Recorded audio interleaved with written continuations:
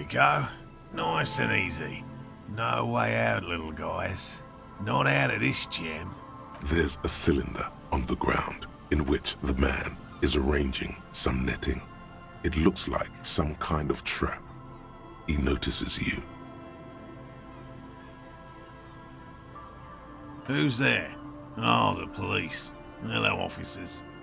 His self-conscious enthusiasm renders his movements ungainly. He looks like your understanding of a scientist. Is that the police?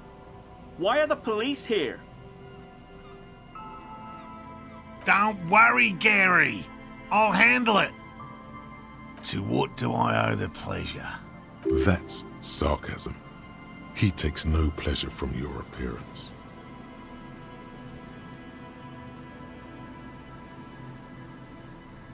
Oh no, it's all right. I'm just busy. What's this about?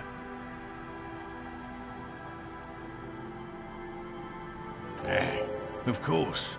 Thank you for passing along the message. That damn water lock is broken, and we can't go all the way around the 881.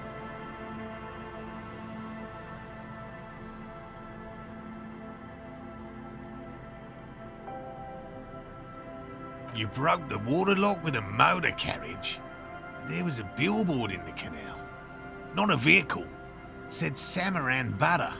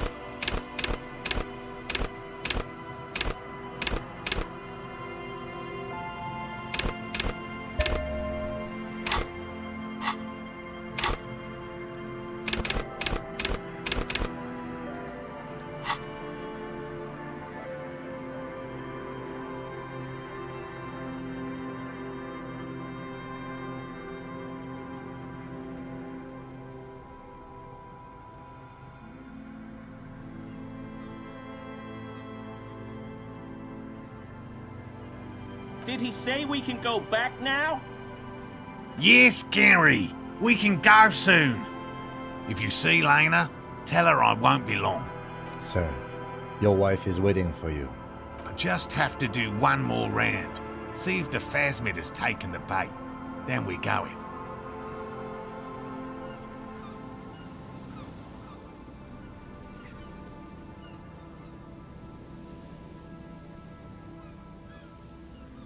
I've just always liked animals and puzzles. Searching for cryptids is a bit of both. He seems reluctant to talk about himself, but he'll open up if you prod a little.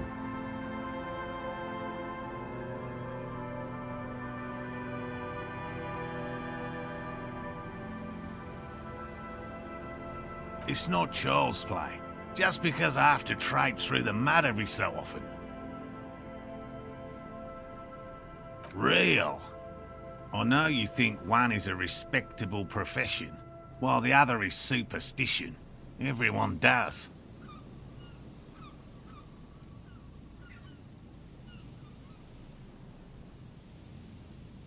Indeed. My methods do not differ from other scientists. I simply draw upon a wider variety of evidence. And no, as I said, I have yet to catch a cryptid, although I have come close. Close enough to keep trying. Interesting. Something for later, this close call. Everything from forgotten regional lore to newspaper accounts, like the one that brought us here, to look for the phasmid. I keep a very open mind.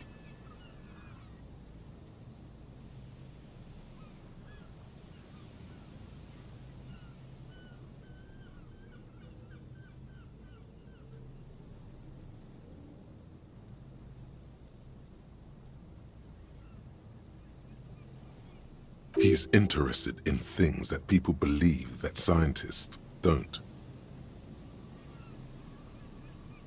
Most establishment scientists only care about reputation and remuneration, not real research, and certainly not the truth. They're a cowardly lot, and both the field and basement archives can be dangerous places. No, very few cryptids are ever discovered, and not for a lack of trying. To stay hidden is a cryptid's primary quality. It's even in the name, cryptid. Of the list of cryptids kept by the Cryptozoological Society of Chemney, which is 4,082 items long, about 2,000 have been confirmed as hoaxes.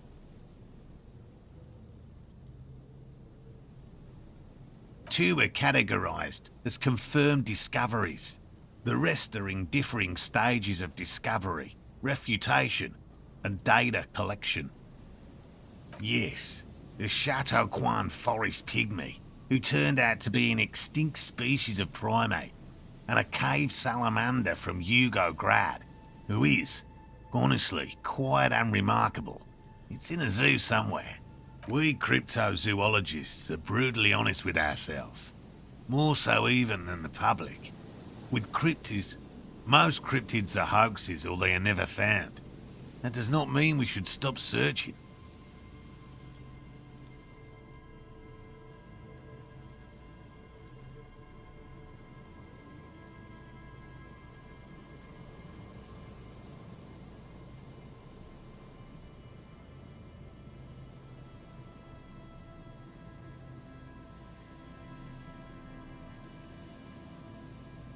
Do you know what the success rate in pharmacological research is? 0.00003% of bioreactive agents have reproducibly beneficial effects. Yet science persists in the search for medicine, as we persist in our search for new species.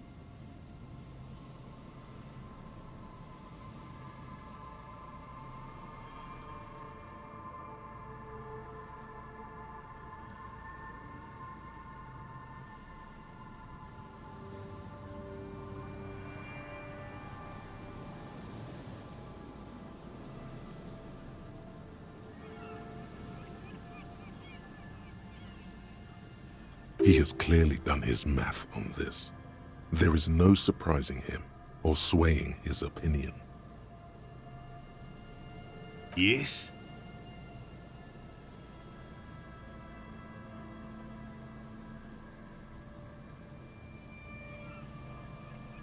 Well, they may not look impressive, but Lena designed them quite cleverly, so I'm sure they'll do the trick. Yes. Simple. Attracted by the locusts, the phasmid crawls down the funnel and, having eaten its fill, can get back out. At least, that's the intention.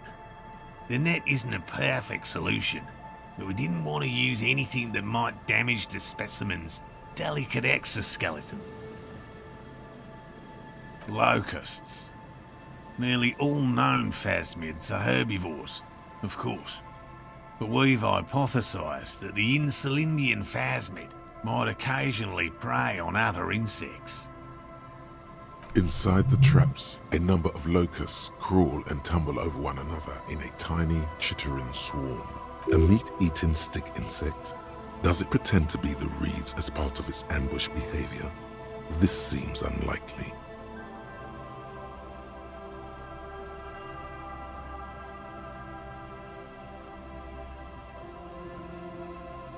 They'll work, I assure you.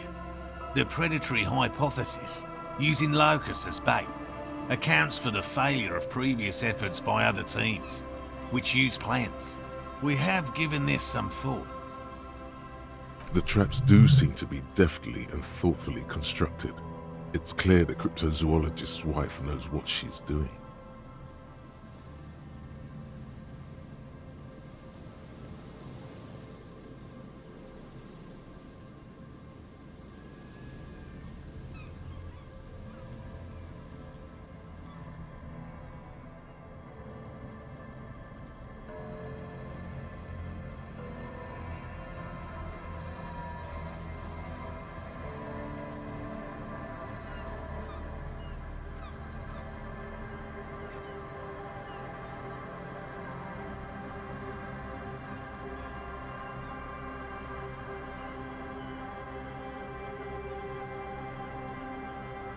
Thank you for your opinion.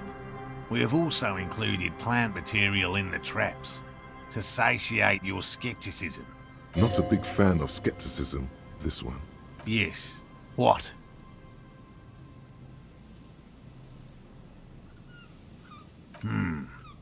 Well, first of all, it's damn difficult to find, which is why we've been knee-deep in the reeds laying traps for it.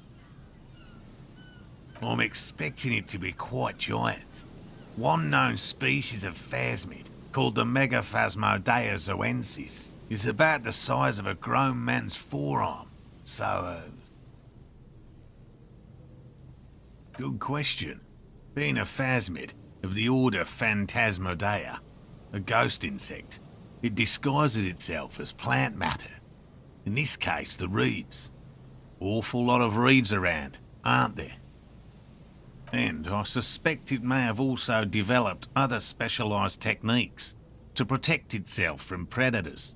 It's my hypothesis that it has evolved certain electrochemical defences that allow it to interfere with animal perception, impeding pattern recognition, confusing the visual cortex.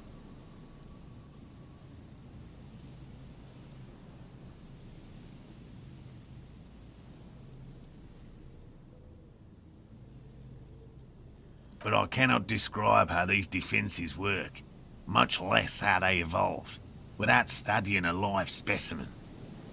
Yes, it makes perfect sense. You're beginning to suspect there's something paranatural about this phasmid. Typical rookie assumption. Insects are much more sophisticated creatures than those unversed in zoology give them credit for. Even simply catching a glimpse of the Insulindian phasmid would be the apex of of any cryptozoologist's career. But to study it and its defences, find out how it stayed hidden so long. Very little, I'm sorry to say. No one's ever captured a specimen, so all our information is based on first and third-hand accounts. Not yet. That's what makes it a cryptid. Just out of curiosity, if there's no proof of its existence, how do you know it's real? I know it's real. It's clear that his obsession with the phasmid is driven by something more than the pure pursuit of scientific advancement.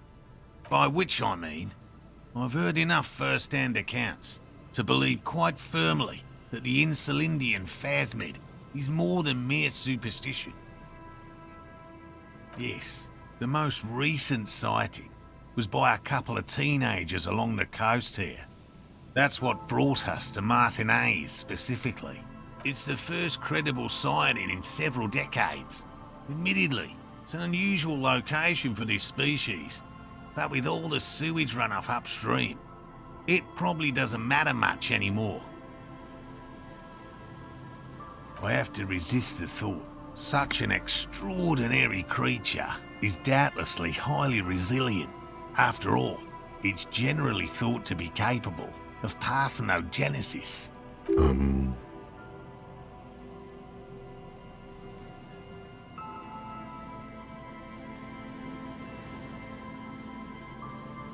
Yes, the females don't need males to reproduce.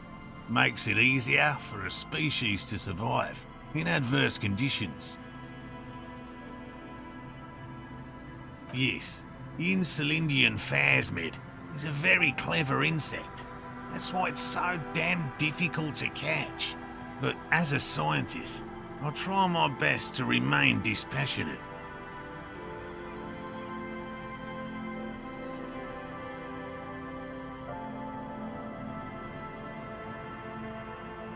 And I'm eager to return to her, I assure you. But I can't leave before we finish with these traps. My wife understands that just as well as anyone. Come on, Morel. We've been soaking out here for days. It's time to go back. And leave the traps? Absolutely not. I won't let Lena down. Come on, she wants us back. I'm soaked up to my nuts over here. We'll both catch reed crabs if we don't dry out soon. Won't let Lena down? Sounds like the cryptozoologist's wife shares a special connection to the Phasmid somehow.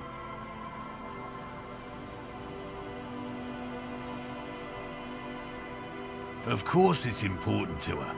She's seen it. A verified sighting, on record. One of only 40th century, and it's hers.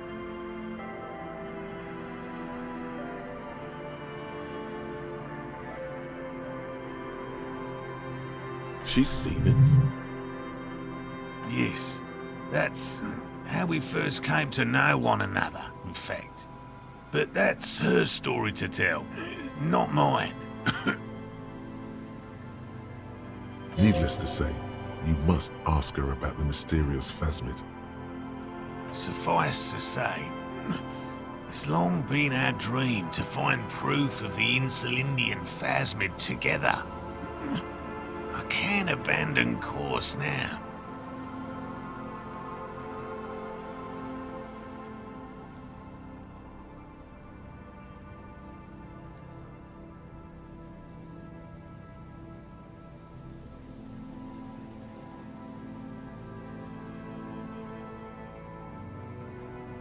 Good. A good quality to have, both for a police officer and an experimental zoologist. I could go for some trap setting.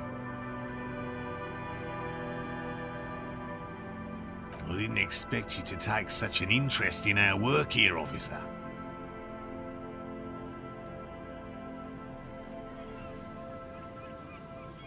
Yes, indeed. Both require a great deal of research, attention to detail, and, above all, persistence.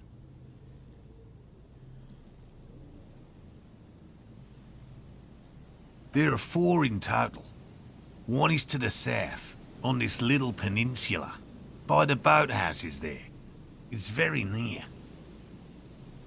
Another we set in Land's End, to the northeast. It's behind a small sand dune there, on your way to the old radio tower, after the church. The third is set near the canal, where you crossed, by a concrete slab. A big thicket of reeds going up the slope, and among them... You should check at least one of those before returning to this one, since I just said it. This one's more of a technicality, but still, better safe than stupid. That seems like a lot. Do we really have time for this extracurricular venture? Is it? If you think it's important, you have been right before.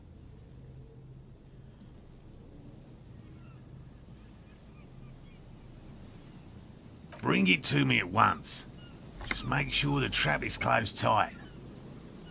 He's not comfortable with the possibility that you'll claim the find, but he's lying about this even to himself. That's highly unlikely, officer.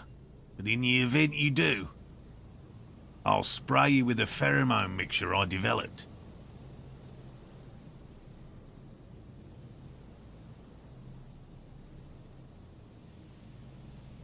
It's made of musk and research chemicals.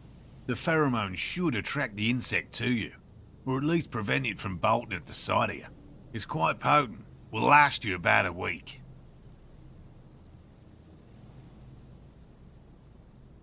Wise choice. I hope you're not buying this. It dispenses it without letting you touch the canister, so it would be precious like holy water.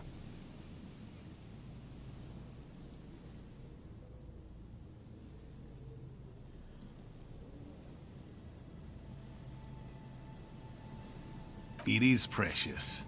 A single dose cost me 50 real to develop. Not that I expect you to understand self-financing one's own research. Right, which means you two can pack up and go back to the whirling. Whatever he thinks about this detour, it's clear that these men are exhausted and in need of assistance. Finally, someone's talking sense. Thank you for your help. Gary and I will start breaking down camp. If you have any more questions, now's the time to ask. We'll be gone once you get to it. If it's more cryptid-related business you want to discuss, you'll have time for that later too. But what if the information is vital? On the hunt. What about his eager-to-leave friend Gary there? Talk to him too, perhaps. All right. We would have to discuss. He wants to say, but decides against it. You need to ask him about specific cryptids. Cryptids you've heard about from Lena, or his friend Gary. He won't just talk. A willow person. It's a long story. One non-specialist would find rather dull. Willow people? Not at all. They're not people, really. Some argue they aren't really animals, as they seem to have evolved directly from trees.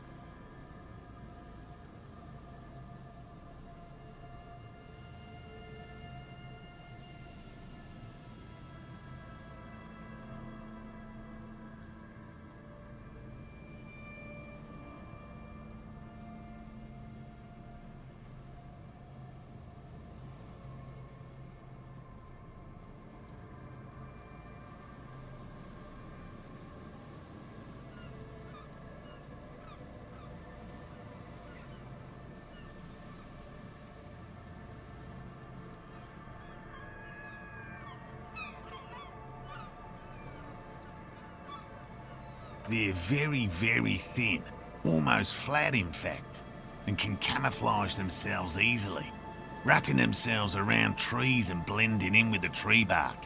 In that way, they're not too dissimilar from the phasmid we're looking for here.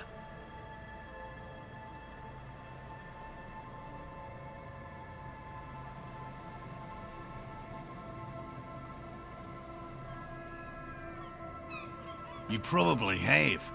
Gary and I painted an entire grove's worth of trees in slow-drying paint. It was a bright lavender colour. I was hoping one of the willow people would get paint on it and not be able to camouflage itself.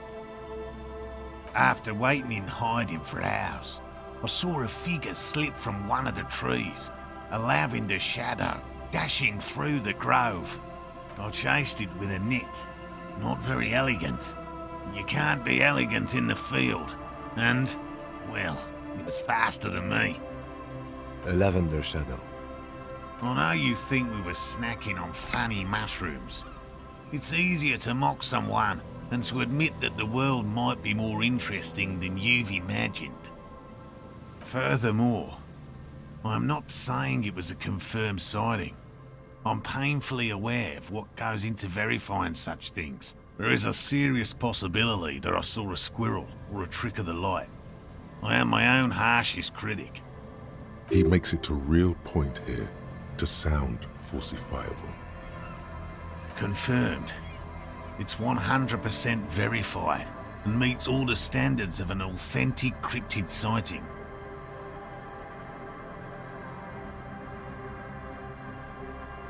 Formerly the most dangerous, yes. But do you know the most dangerous living cryptid? He doesn't want to make it feel like you knowing it is some big deal.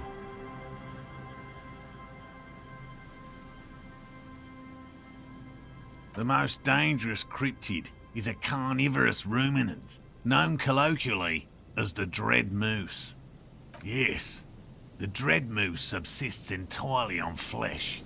It has even been known to dig up fresh graves in search of sustenance.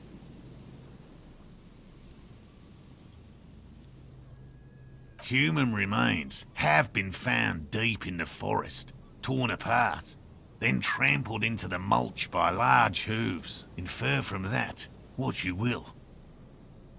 Just like an ordinary ardent moose.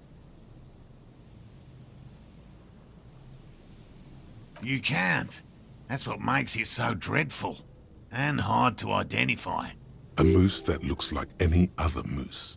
What's going on here? He's kidding, right?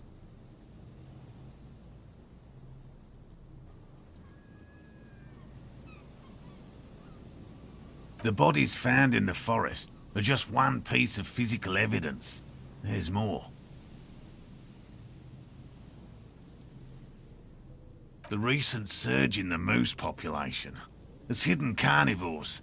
The dread moose are effectively removing competition for both themselves and their evolutionary cousins.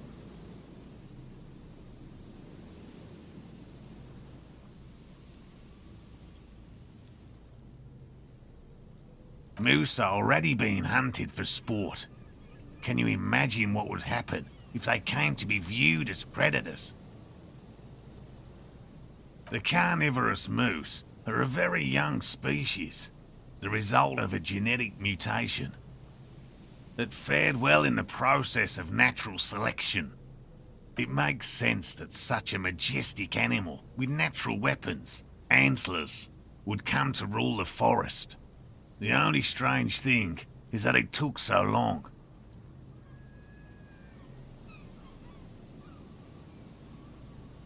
One slaughterhouse at the outskirts of the woods in Vasa reported that its staff kept seeing moose in the distance. The moose would just stare at the building, as though they were waiting for something, its eyes bloodshot and full of cruelty. And that's not all. Some of the slaughterhouse apprentices went hiking by a nearby creek and saw a moose nibbling on an unidentified carcass. This isn't something unique. Various species of deer have been known to scavenge when plant food is scarce.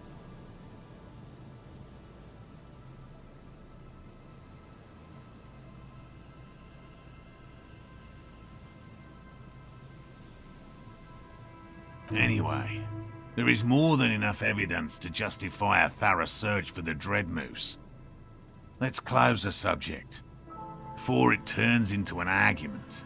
Here is a man who has had more than his fair share of heated arguments and would, surprising as it may seem, prefer not to have any more. No offense, officer, but I'm not much of a pedagogue. I don't know what I would have done if Lena hadn't persuaded me to go back to field research. You should ask her if you want interesting stories. Me? I'm not a people person, unless you haven't noticed. And I don't make a good lecturer. My strength lies in field work and persistence. By all means.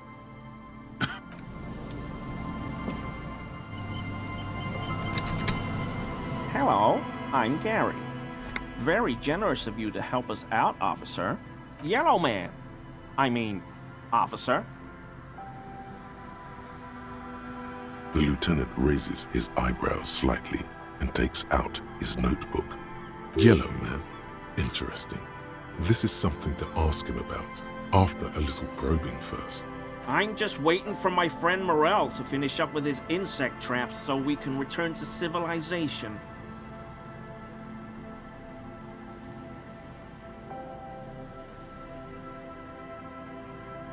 I like nature, just not this bloody coast. It's mostly drunks and degenerates that come here. Degenerates? This man respects authority too much. To see the truth inscribed upon thine own visage. Pretend thou art a paragon of virtue.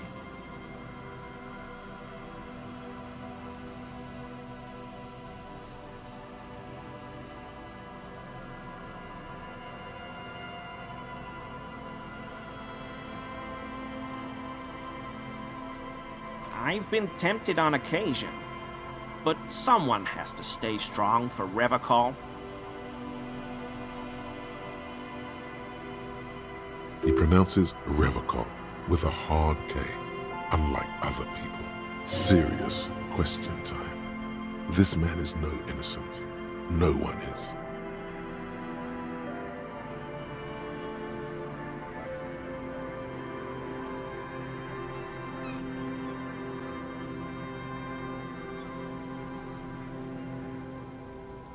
No.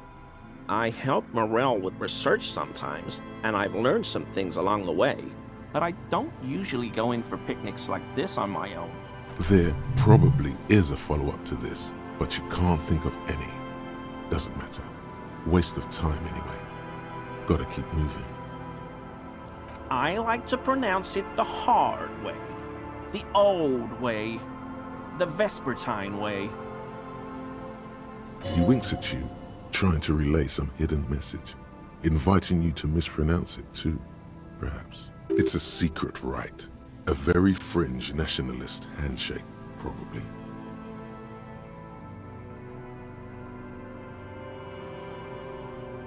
Not many Sealites here, or anywhere, other than Sale. I meant no offense, truly. Do you remember how, when we met Measurehead and I said the next races will be a really good one?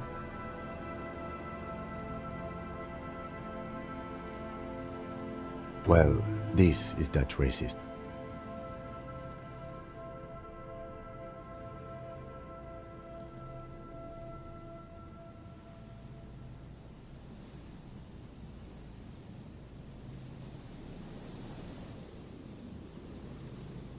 I don't know who that is, but all I meant was there are not many Sealites around here.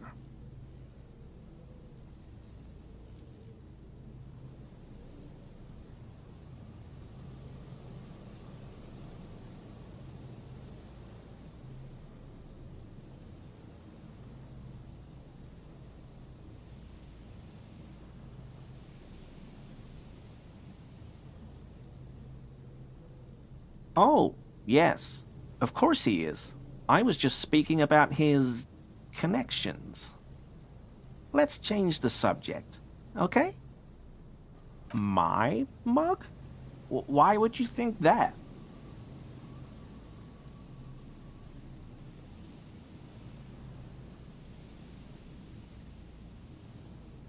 I may have had a similar looking mug in the past.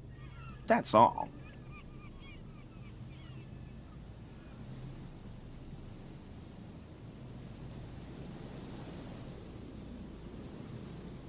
Okay, I admit it. I threw the mug away in the trash container behind the hostel. I know I shouldn't have, and I am very sorry, officer. You're not going to find me, are you?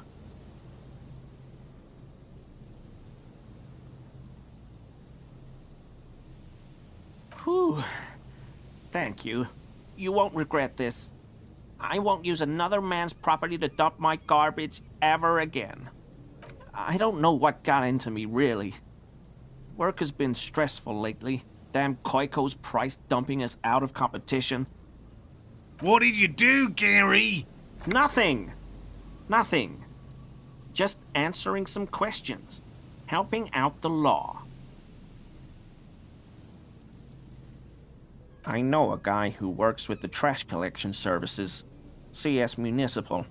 He gave me a master key for the trash containers of Martinez, so I can use the Whirling's trash compactor to store my own stuff. Garbage disposal is expensive as hell. The damn Hemians run it like a mob. I'm sorry, okay? I thought I could cut costs. I shouldn't have. I shouldn't have disgraced myself. Disgraced? No need for the histrionic, sir. It was, after all, just a trash container. He studies his reaction. Gary doesn't answer.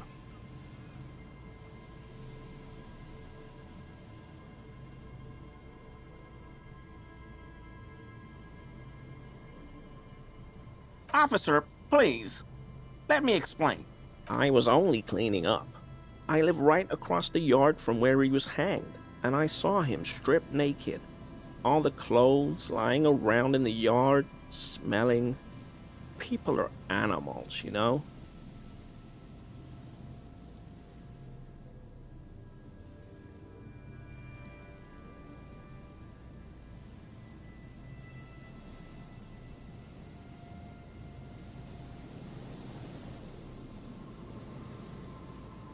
Then I came out to clean up the rags because no one else would. I put them into the Whirling's trash, along with a broken mug, admittedly. Okay. I was coming to throw the mug away, and, well, I threw the mug there and the clothes too. Right. It was just civic duty. Exactly. That's exactly what it was. Civic duty. As he shifts uncomfortably, a series of clicks, like the clinking of glass beads against one another as they roll across a hardwood floor. You've heard this sound before, but where?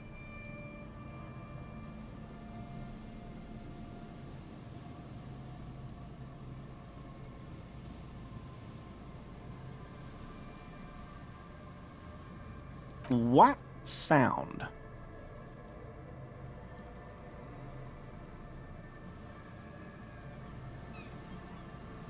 I haven't the slightest. There's lots of weird stuff out here in the reeds, though. Insects, trash. Could be the wind shifting some garbage nearby. The sound you heard was not the sound of something easily abandoned. What? Really? There's lots of weird stuff out here in the reeds, though. Insects, trash. Could be the wind shifting some garbage near... The sound you heard... Armor? No. I mean, yes. Of course. I know he was wearing armor, but I don't know anything about it. An infant could see he's not telling the truth, but he's too scared to admit more wrongdoing. There's something going on here. You should observe it more closely after this topic is concluded. I hope I can help your investigation, in my small way.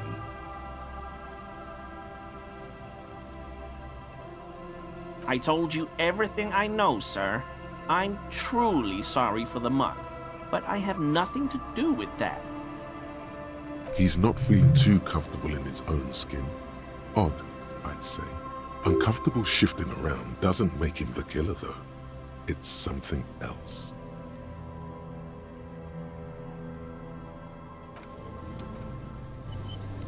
Always I mean, officers.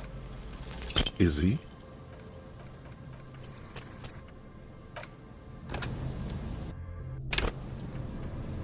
Always I mean, officers. Is he?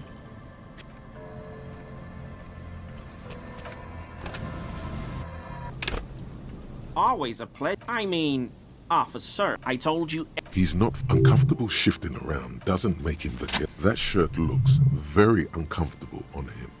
Look at the buttons, barely keeping that thing together, as if something is ready to rip out from underneath. Yes, like a piece of ceramic armor, for example. One that makes a clicking sound when the plates meet each other, resembling pearls or marbles, stolen from the corpse in the yard near where he lives. I knew you'd figure it out, officer. I'm sorry I didn't tell you at once. I was ashamed of what I did, and I didn't want you to know.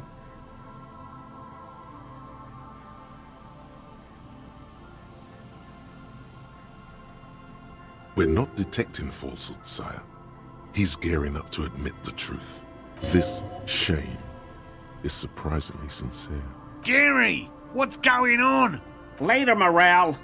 I've got apologizing to do. No, you've got explaining to do.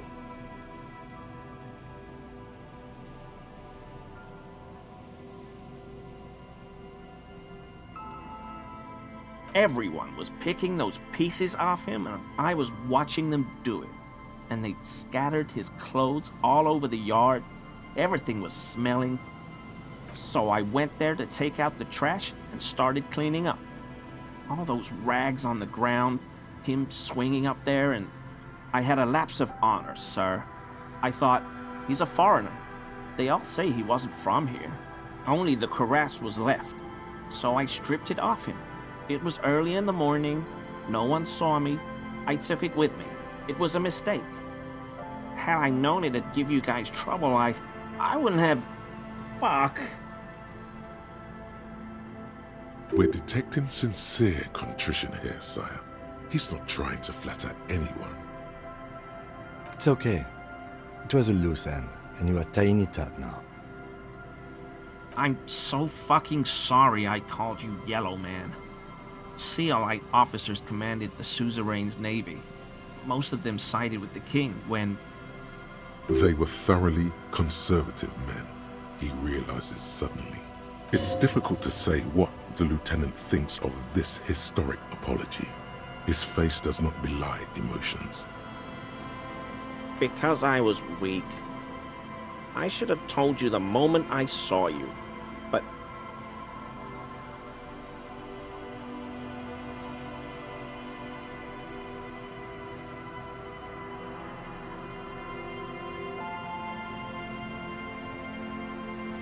The hell, Gary? You in trouble? I'll explain later.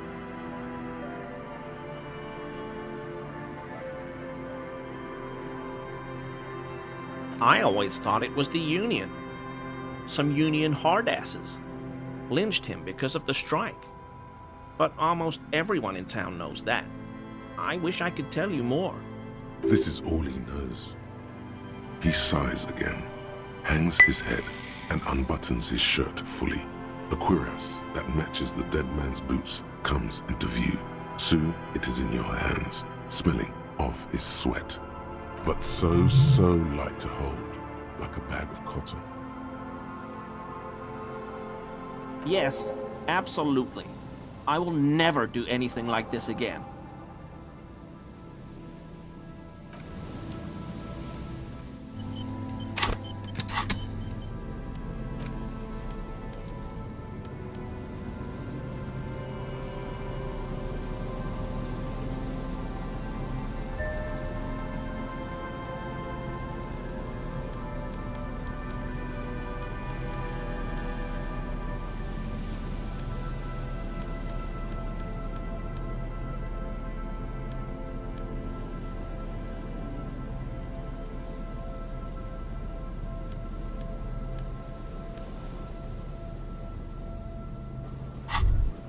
The white ceramic cuirass hugs your torso, shielding your vitals without adding much bulk to your form. Your movements cause tiny little clicks, like dice rolling somewhere far away, as the plates reorient to your motions.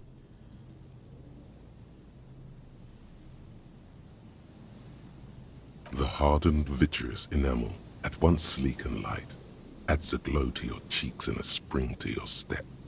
Just imagine what a full suit of this stuff could do for you.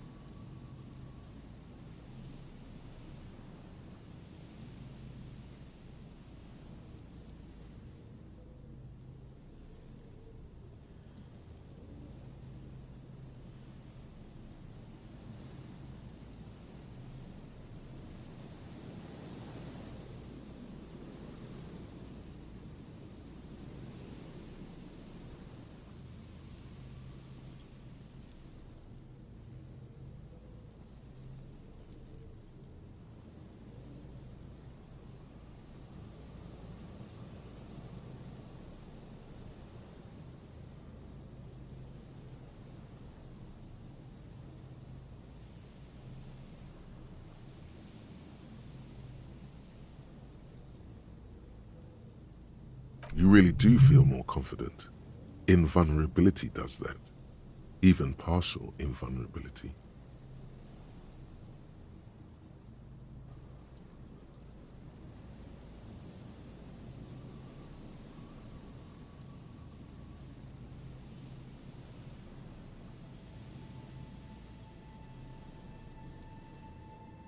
Two?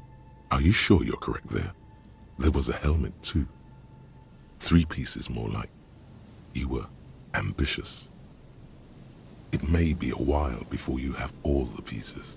In the meantime, you should analyze the armor, figure out its vulnerabilities.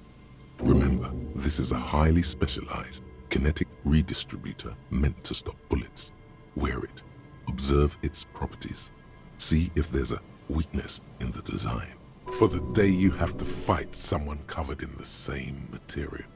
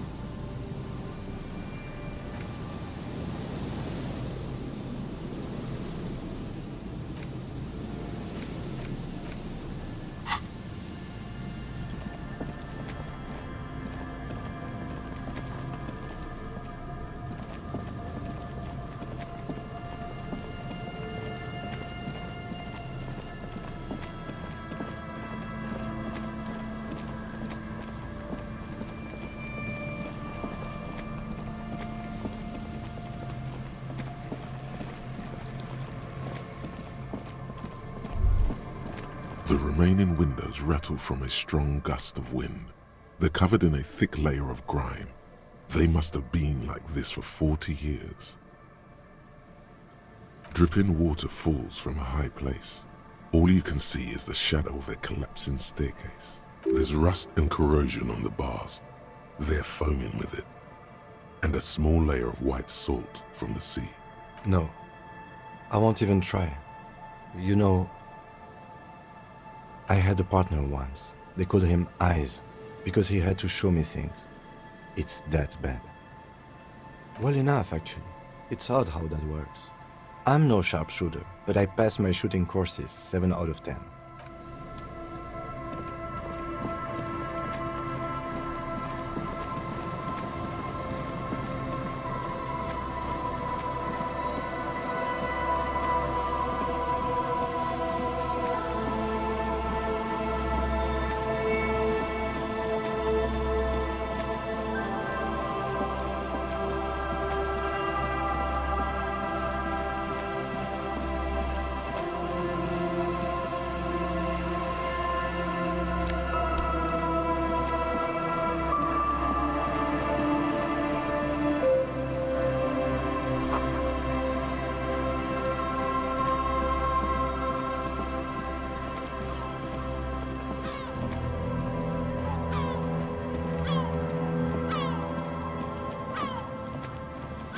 There's a trap in the reeds at your feet. Looks like the same one you saw Morel set before. Same mesh, same wiring. The reeds shake sadly in the coastal breeze. Snow specks the stalks. Most of it melts quickly. The reeds seem to be waiting for something. The wind picks up here, near the cape's end, surrounding the narrow strip of land from 3 cardinal directions. It's cold for this time of year. Locusts are crawling around in the trap, confused but uneaten. You see no carnivorous reed phasmid gorging on. Big surprise. Anyway, 1 down, 3 to go.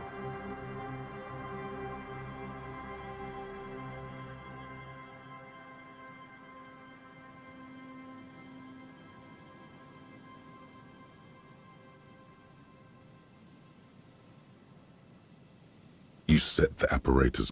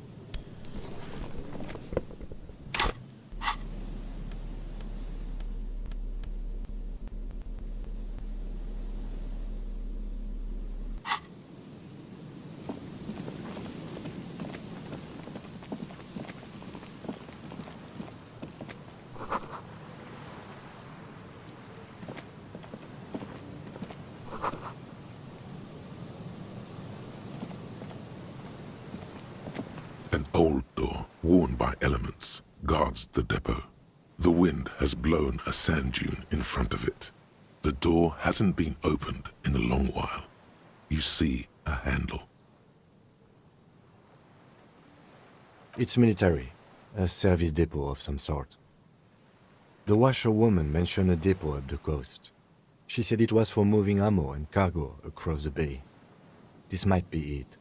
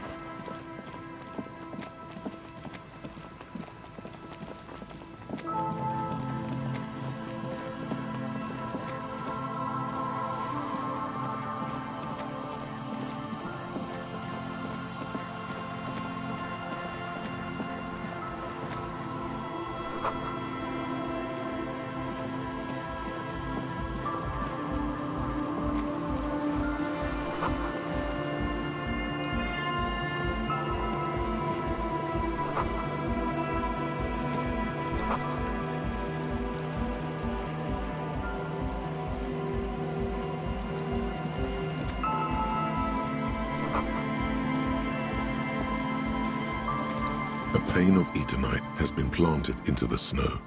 2 poles are holding it up. Barely holding it up. It could fall over any minute. A stronger gust of wind might be enough. It looks like a makeshift bridge. Could be convenient. The pane falls into the icy snow with a soft thunk. We should ask that girl on the ice what's going on here.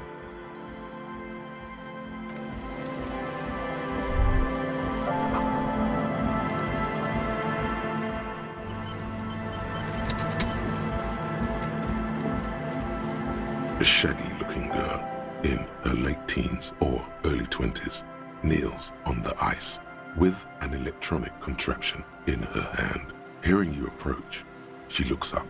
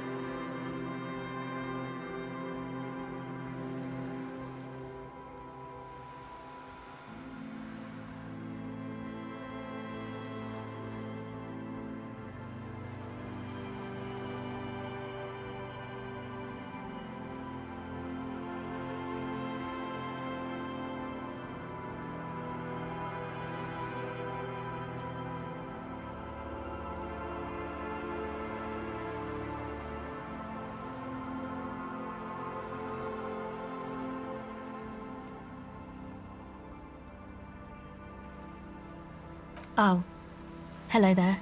It's cold out here, but she's not wearing a hat. She must be freezing. Huh? Maybe she didn't hear you. A little. So should you.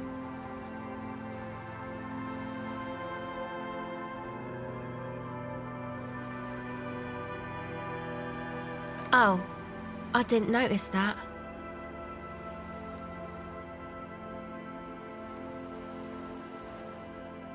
Yeah, well... Look, man, fuck the hat. What did she just say?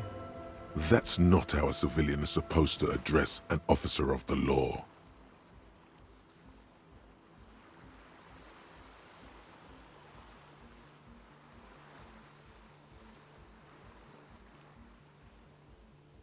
I'm sorry I said fuck the hat. I was concentrating on something else. My whole family swears and it rubbed off on me.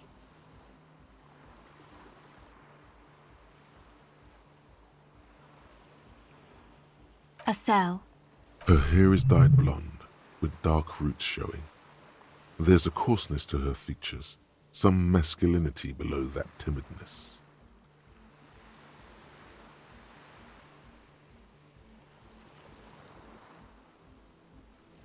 Why?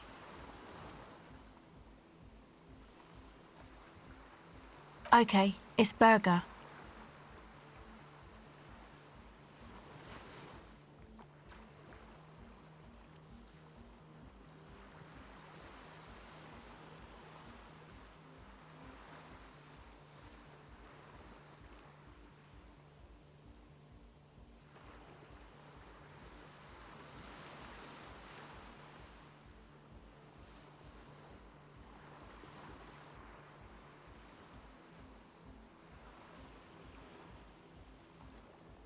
A very common name. You have little reason to doubt that's her real name. But she's not all that surprised by this cop show questioning, is she?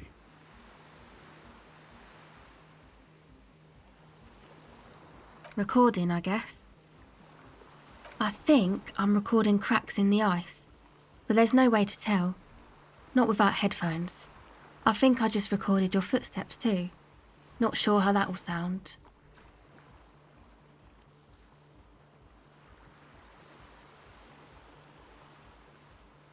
My boyfriend sold them. I don't know, man. Things. Just stuff you need for life. A lie. They were probably pawned off for something suspicious. The musicians in the Palaceum used them for making music. They looped the stuff, cutting the tapes together. They make music out of cracks in the ice and keys jangling. Crazy sounds like that. It's hard to explain. Anyway, I thought I'd make some too. It's supposed to be, like, a music place anyway. I don't really know what I'm doing. They use synthesizers too. I don't have a synthesizer. She looks at the recording device, the thing she thought would fill her hours with joy and escape. It's turning out to be an empty fantasy. She feels childish, very useless all of a sudden. Take this, you're cold. No, man, fuck that, I'm cool. I'm sorry I said that. I'm sorry about the fuck. It's okay.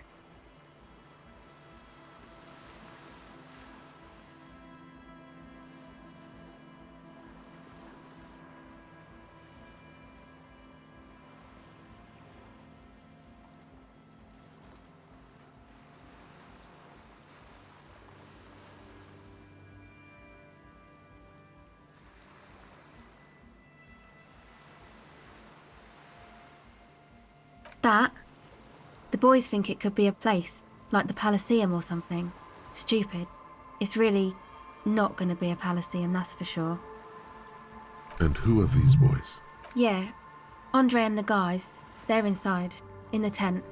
And why is that? They got too much stuff crammed in there, no room. Music stuff mostly. Like this tape recorder, but bigger. And there's piles of it.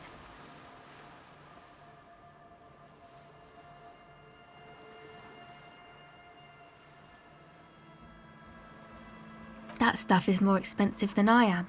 More expensive than any of us, really. Doesn't matter. I can take the cold.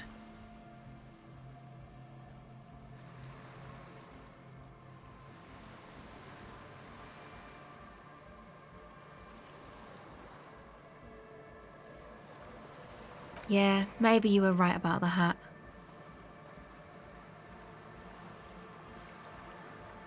Go ahead.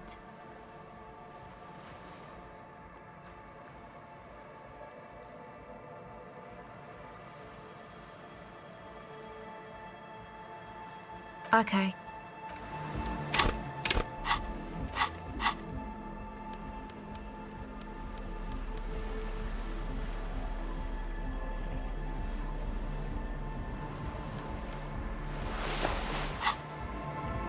Hello again. Recording. I think I'm recording cracks in the ice. But there's no way to... The musician... Anyway, I don't really... She looks at the... Take this. No, man. It's okay. Thanks.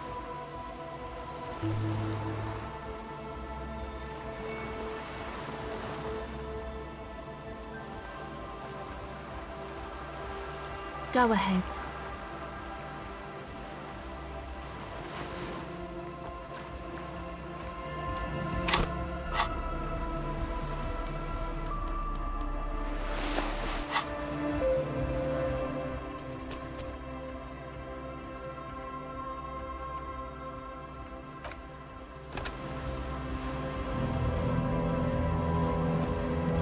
Hello again.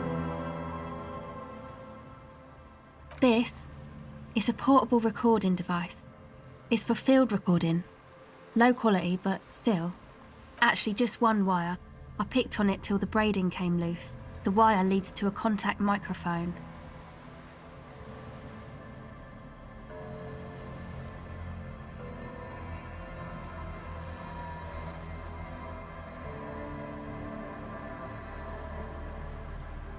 The contact mic records sounds from inside things, like this ice. Your mangled brain would like you to know there is a boxer called Contact Mike.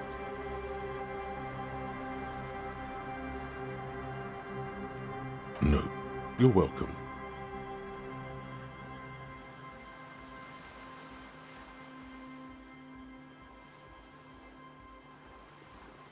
The mic? I don't exactly know. Somehow it doesn't pick up vibrations from the air. The book said it only picks up structure-borne sound, if you like technobabble.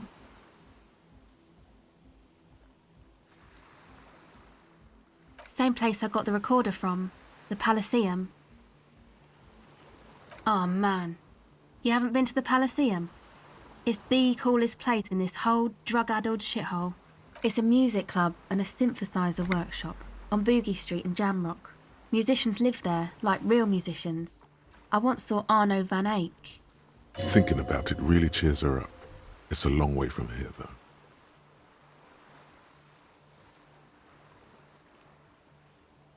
Oh yeah, guess you wouldn't know Van Eyck. Or really be a Palaceum going kind of person.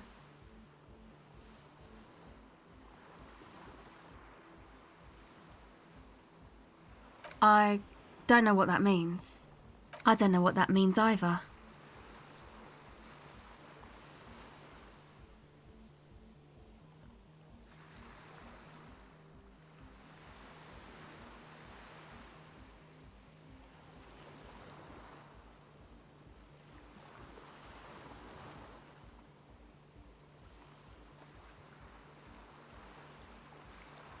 That's cool.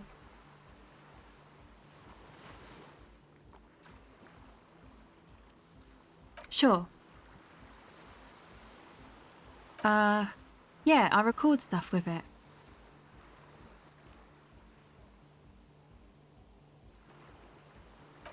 No. This is a contact microphone. It's for recording inside solid objects.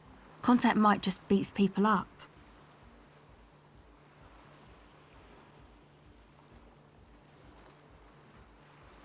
Okay.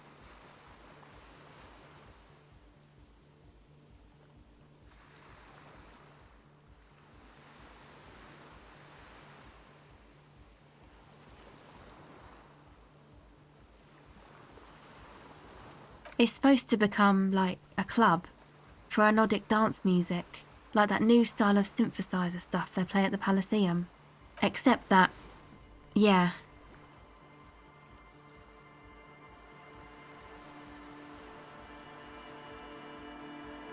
You know, anodic, cathodic, music that's made with electronic instruments.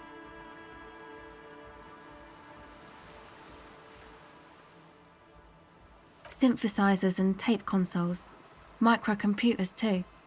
Anything that uses electricity, but isn't guitars. Also found sounds, stuff like that. You see clear, beautiful, violent flashes of light. Light cutting through a smoke-filled darkness. That is what the future will look like, if it ever comes.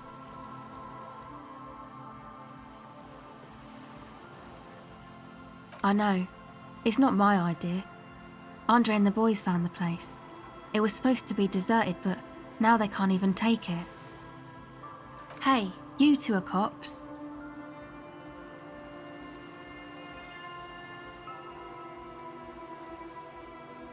Okay, well, maybe you could talk to Andre and the guys, because there are some strange things going on in that church.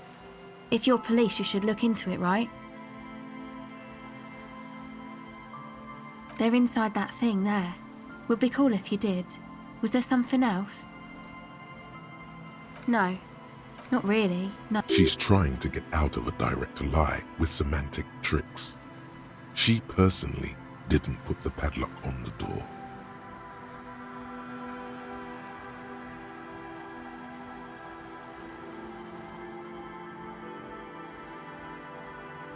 It's Noid's.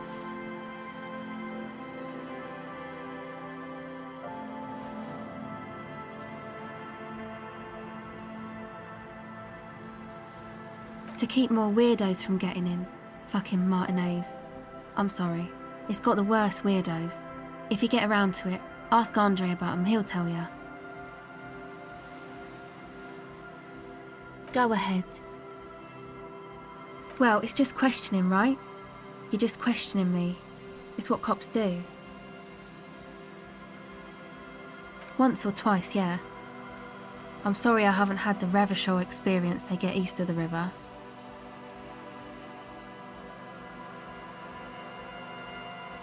Rich people. Rich people are east of the river.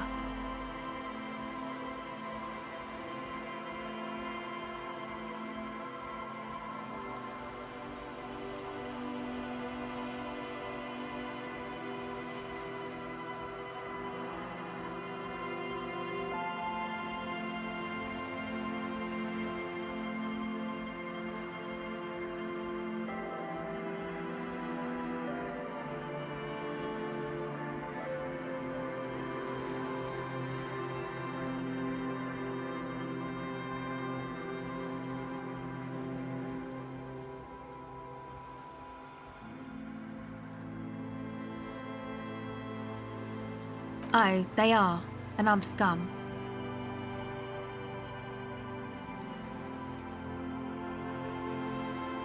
Oh, but I am.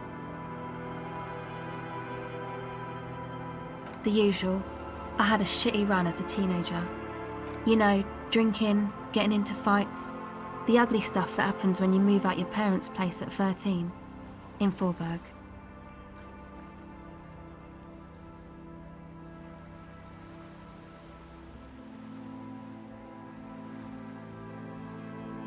Is this a rhetorical question?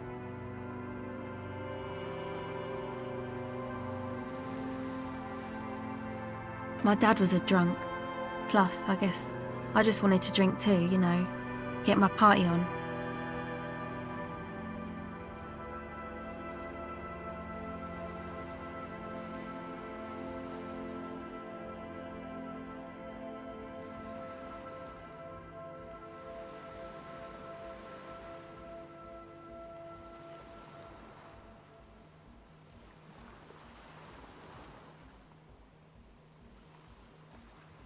She nods very cautiously.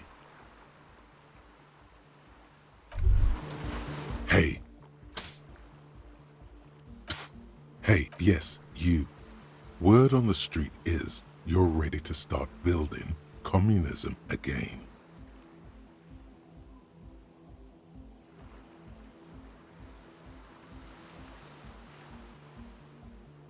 You keep saying things like, down with the bourgeoisie. Eat the rich, sodomize the landowners, impale all people who have more than 25 real in their pocket, literally murder all human beings regardless of their political beliefs. Oh yes, the mask of ambivalence. Don't deny it. You're about to rip it off and reveal the monstrous seven-eyed lamb of global communism that would devour and masticate mankind. Everyone can see that. So tell me, do you have any questions before we fire up the big communism builder? Or do we get right down to it?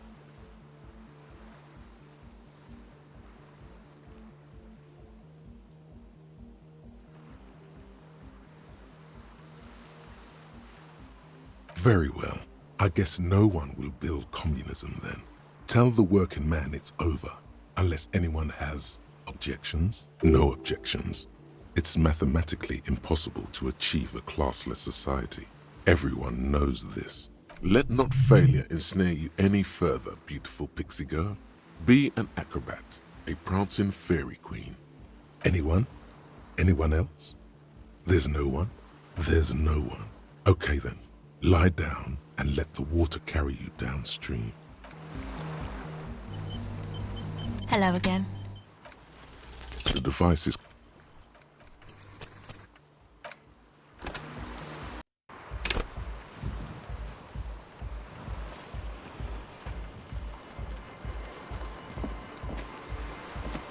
Hello again. The device is cold to the touch. An angular...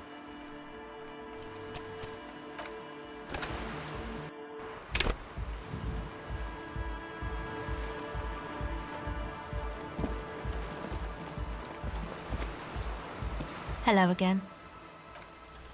The device is cold.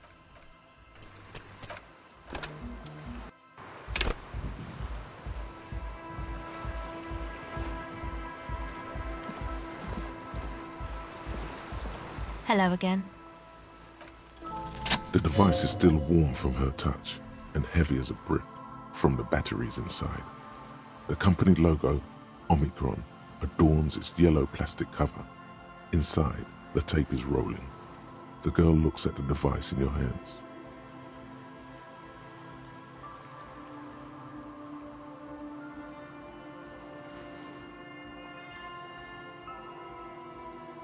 She looks you in the eye, her pupils wide, surrounded by a ridiculous amount of makeup.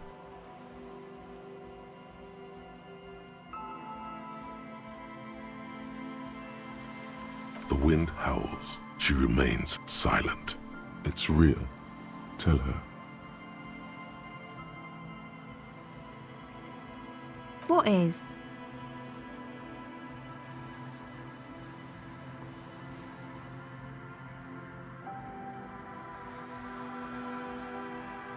Okay, I'll stick to it. Something changes between you two. She looks at you differently now. As an equal. A fellow human being. So thanks, I guess, for the psych session. Maybe I can return it. What's been eating you, officer?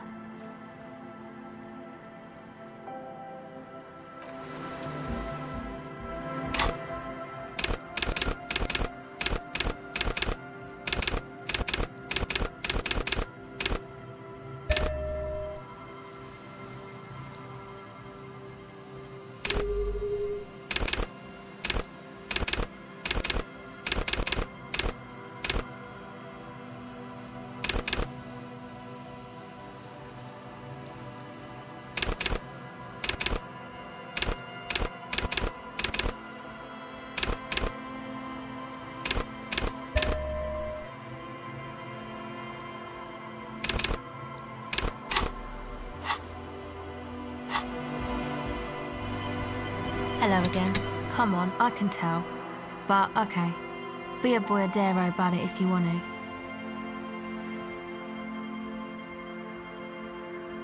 What is it?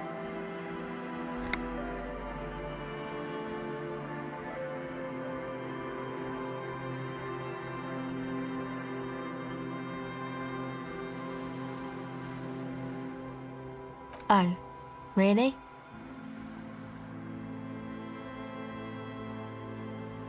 So, the thing that's been eating you is the slow pace of social progress.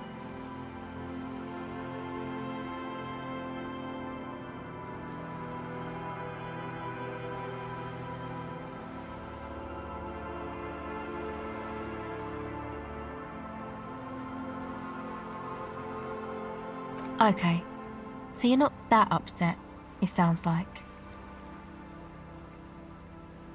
Uh-huh. And you're sure it's social progress you're distressed about, and not, I don't know, some chick? Go ahead.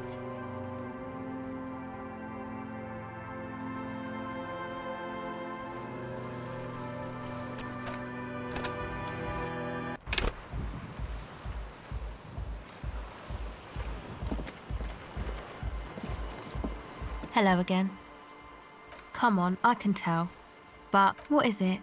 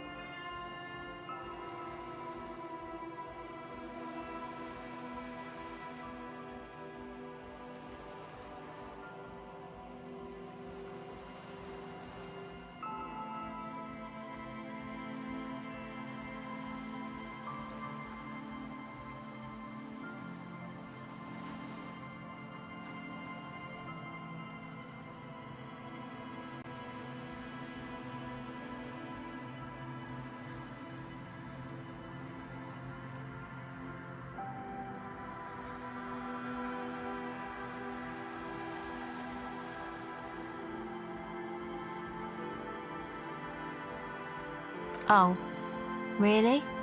Wow, social justice really matters that much to you? That's commendable. It really had you shaken up there. Are you— No, it sounds like you just got chick issues.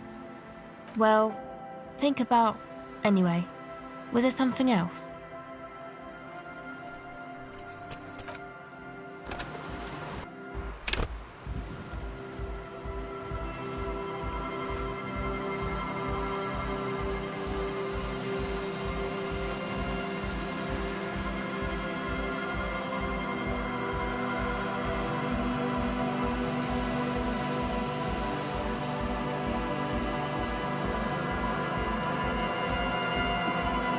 Hello again. Come on, I can tell. What is it? Oh, really? So, the thing that's been eating you is the slow pace of social progress?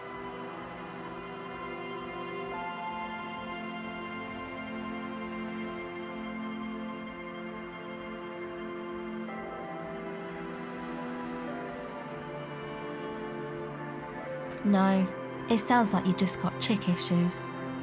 Well, think about— Anyway, was there something else?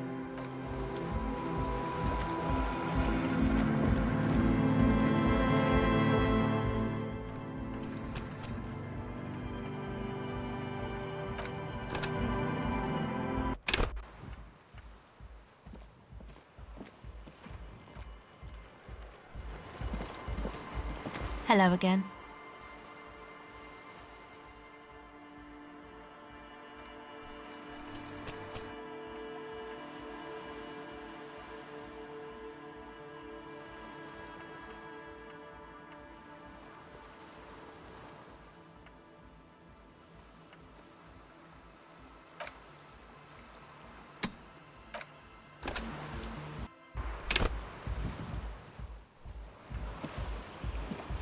Hello again. Come on, I can tell. But what is it? Oh, so the thing that's been eating you? No, well, think about— Anyway.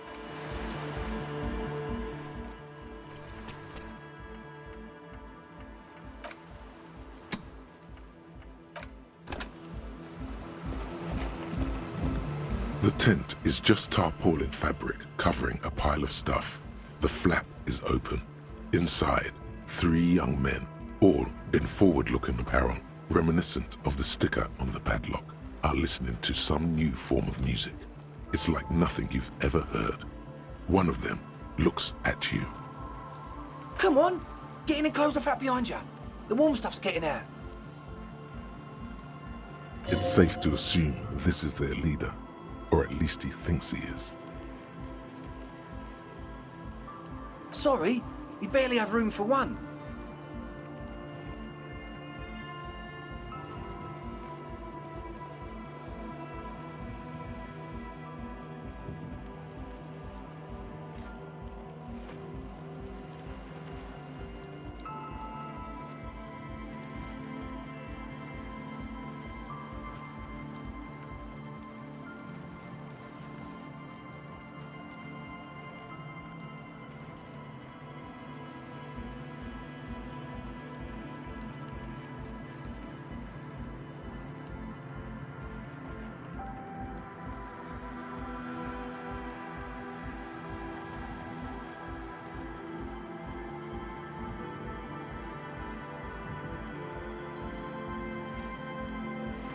You go ahead.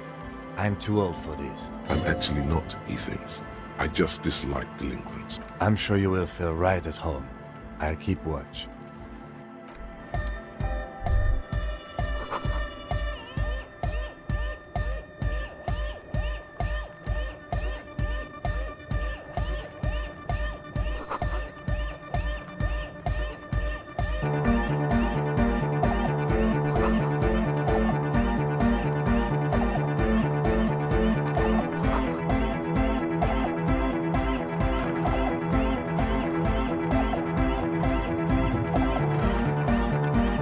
Go speak to Andre. I'm just annoyed.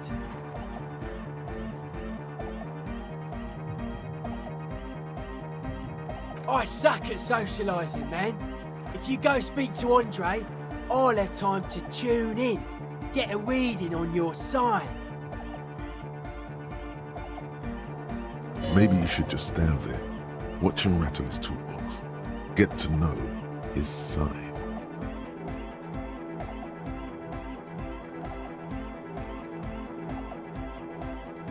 The contents of the young man's toolbox are organized in a neat yet eclectic manner. He is constantly checking out the various tools and parts and rearranging them slightly. It's a bit hypnotizing if you look at it long enough. I have all kinds of screws.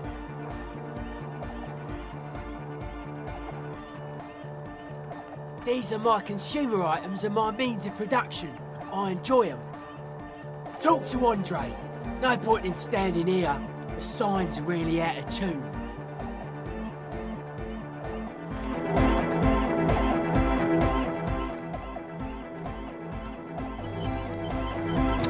A young man with peroxide blonde hair holds up a Harman Waushi tape player, nodding along to the music.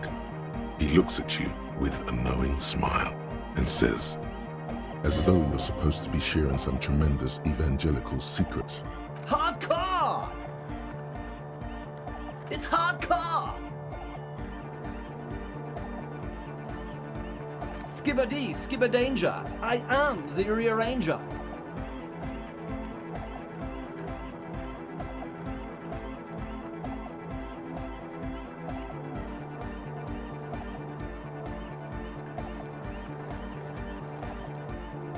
your cop training did not prepare you for this. What to do?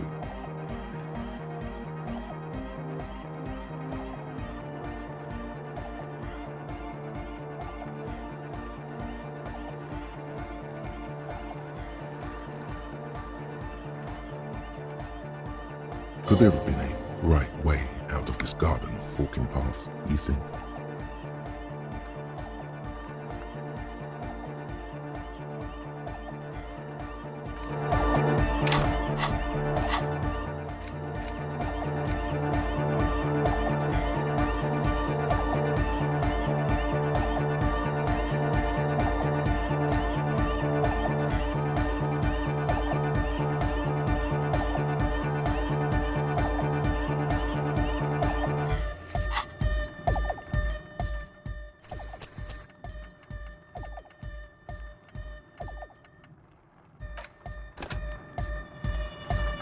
You see a youngish man bleaching the tips of his hair with a toothbrush. He puts the toothbrush down and extends his hand in greeting.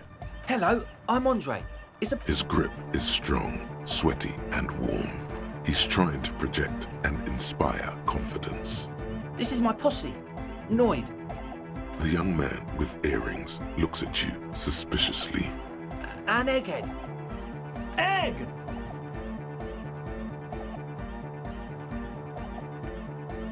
Together with a Cell Burger, who's out there right now, doing some seriously progressive sonic experimentation, we like to think of ourselves as music venue organisers.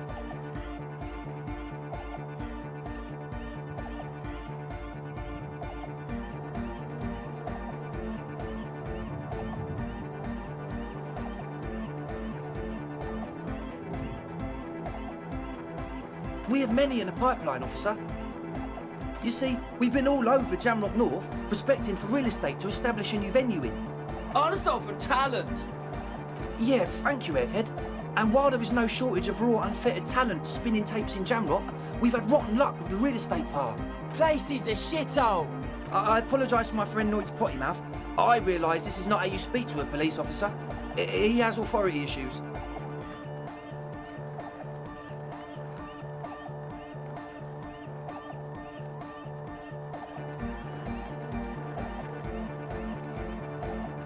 Ah, so you've met her. Good, good.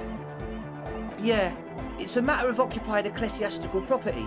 I bet you've noticed the derelict hive of narcomania on the coast.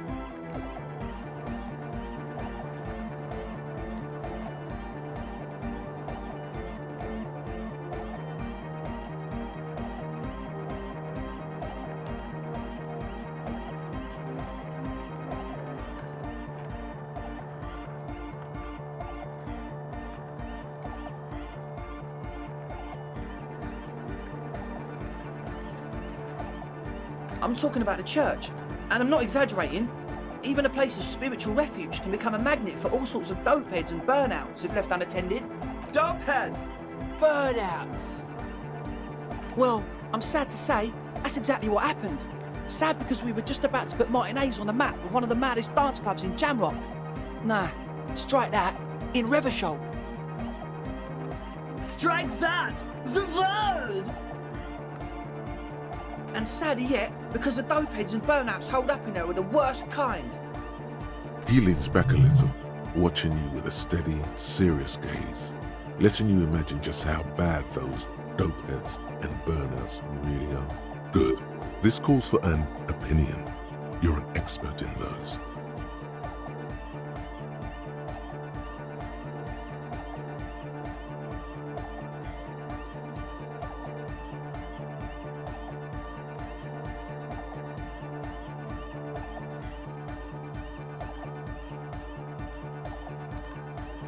The spooky kind. I was hoping you would be the judge of that, officer. All I can say is, their spookiness is the kind that keeps us from restoring this church into a community centre and a place of spiritual refuge. Also, they don't eat or clean the building. Shit's gonna collapse. People just want to spin tapes without them spooking it up. Place has bad signs. No one can dance like that. Thank you, Egghead. So you're gonna look into it, right? It should be a police matter. Getting them out. Whatever spooky stuff they're doing, I'm sure it's not what the Ecclesiastes meant their property for. All right, man. Andre's obviously very happy you took him seriously. The whole tent is. The boys exchanged giddy looks.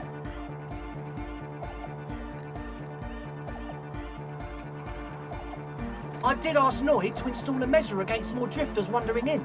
It's a temporary fix, just something to contain the situation. I had to do it in an hurry. Not my best work, but it should hold for a while.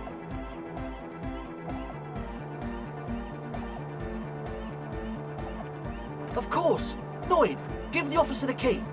All right.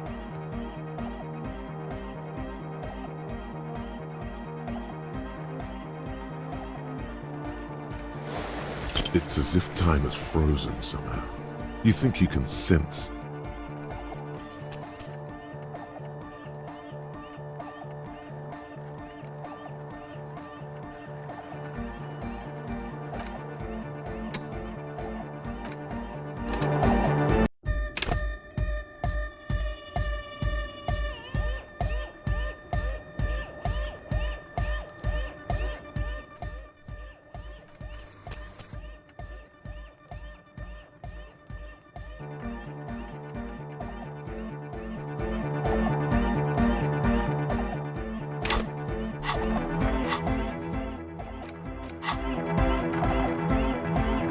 see Hello, I'm Andre. his grip. This is my The young man and Egghead. Egg! Together with a Settle Burger, who's out there right now, we have many, you see... Also, Yeah, places. I apologise for my friend Noid's potty mouth. I realise this is not how you speak to a police officer. He has... Oh, so yeah. I'm talking about the dope burnout. Well, strike that! and sadder yet, He leans back a little, watching you with a steady, serious gaze, letting you imagine just how bad those dope heads and burnouts are. Good. This calls for an opinion. You're an expert in those. The spooky kind. I was hoping also. People just wanna... Thank you. So you're gonna look into it, right? It should be all right. Andre's obviously very happy you took him seriously. The whole tent is. I did. I had to do it in an hurry. Not my... Of course. All right. You sense the trajectory of the little piece of metal and plastic. The object makes a small ringing sound as it approaches. Just the tiniest chime to your left. Ka-ching! The key hits your palm. The speed freaks nod to you approvingly. The speed freak nods to you. A respectful nod. You proved something here. Not long. Like a week, maybe?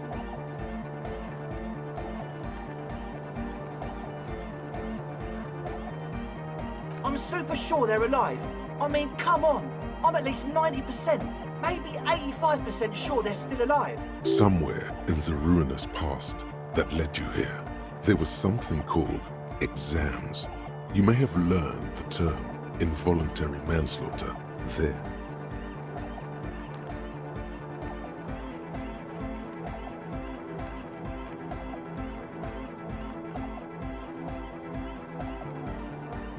Yes, I do. I listen to Channel 8 all the time. I know about crime stuff, and I assure you, officer, this is not what's happening here. I'm at least 80% sure they're alive. I mean, come on. Most people aren't ever that alive in their entire lives.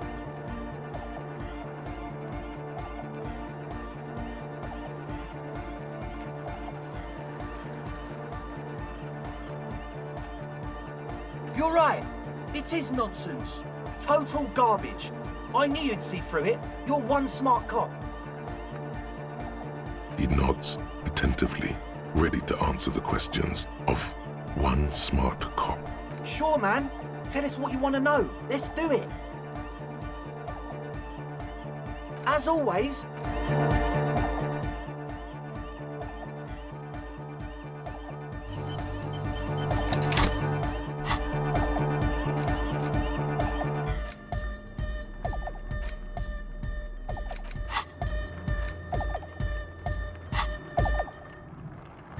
hi again. So, Our truth is, I don't really know. None of us do. I don't even know how many there are. All we've seen are glimpses.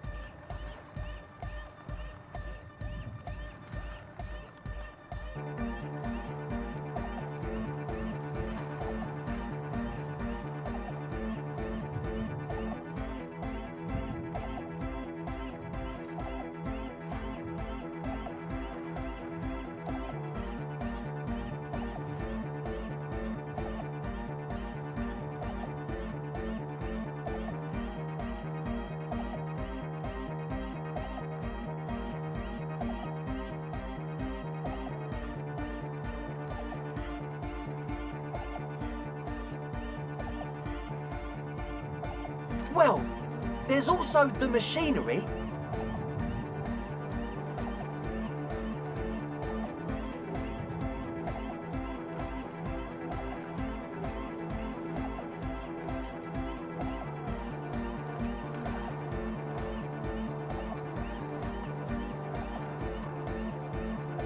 This machinery is of the deeply mystical variety. When I first scouted the place, back in February, it was abandoned, empty. Took some time getting the crew together.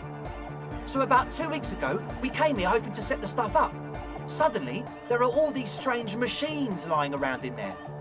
One of them has wires running into bowls of water. Wires into water. Never seen anything like it. Andre, tell him about the feeling. Oh, and it felt like there was something in there with us, watching us from the dark. No, the other one. Which other one? I'm not as in tune with my emotions as you are, Egg. Felt like silence. Awful silence. Not exactly. We've just seen someone who we think is a woman go in and out of the church. A couple of times. And we felt someone, or something, eyeing us inside. But that's kinda it.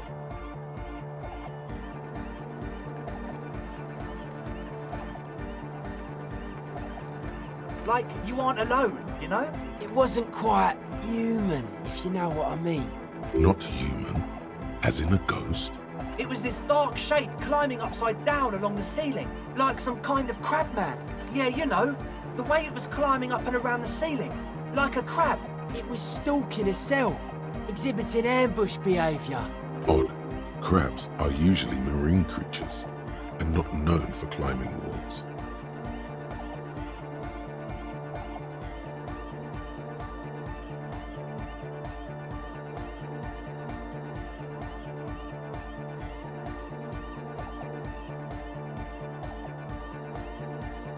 Crab man! Yeah, totally. I mean, I didn't personally see it. Estelle was alone that time, but I believe her. If she comes out running and says there's a crab in there, there's a crab in there. So he hasn't even been in there lately. Is he afraid? You should ask her about it, but be nice. Don't tell her you don't believe in the crab. There probably is no crab man. Don't let them draw you in with this nonsense.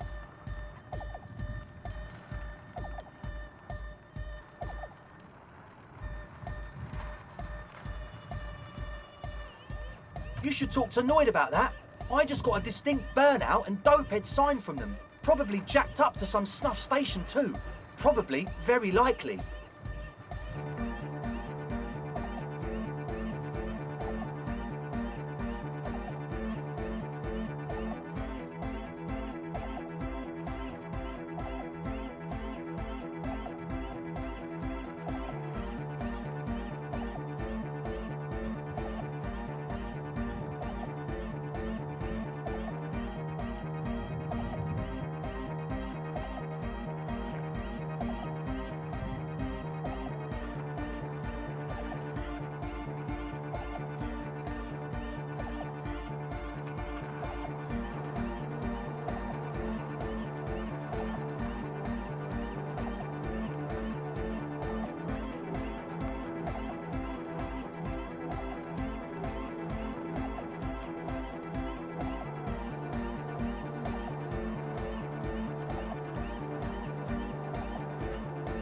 Well, honestly, I can't, but I am.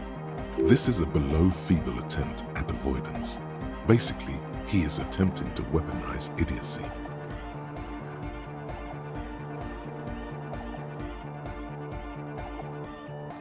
Hey now, I'm 70% sure they're substance abusers. Don't let all that technology fool you. Where do you think the drugs come from? Sure. What?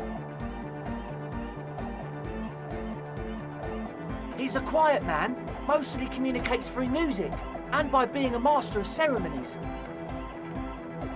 You know, a host, a declaimer of slogans. He's a performer, gets the people going.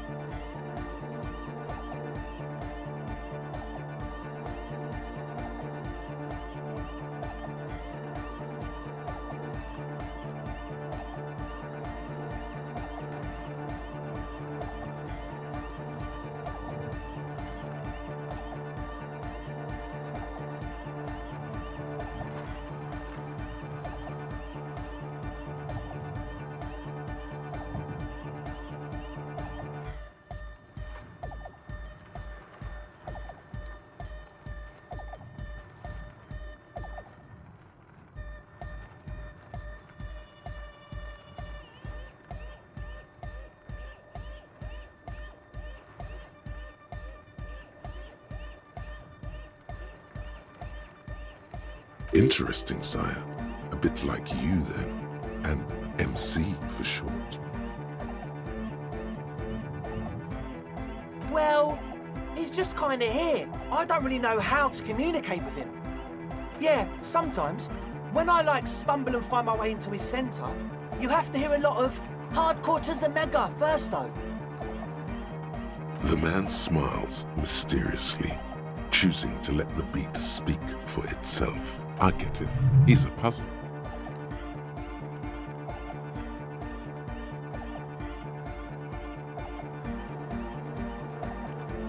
Oh yeah, that's a meteor and name for the founding party.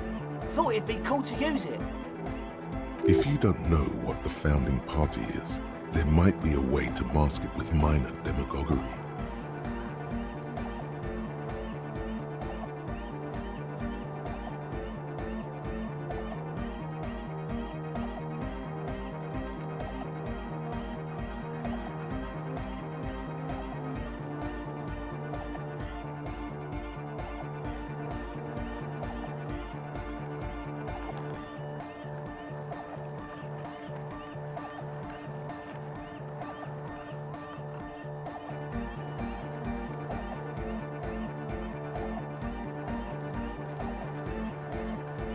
You know, of Meteo, concerning Meteo.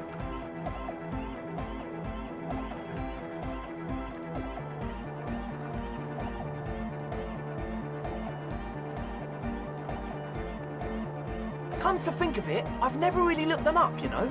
I can't give you a precise definition, but they're a very powerful religious organisation. And they have roots in ancient mass society. And they're the custodians of the Pericanassian Church. Plus, they anoint the innocents. They, made the innocentic system, no?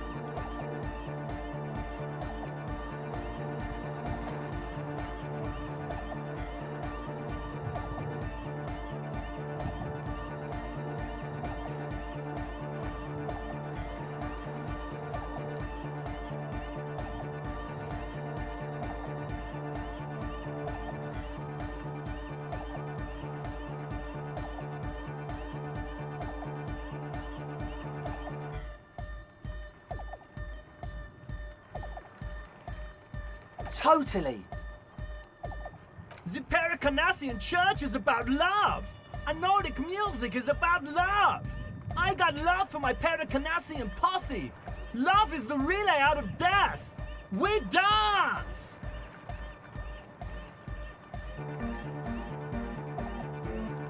Love is hardcore! Unity! Unity! Make some noise for my Insulindian posse!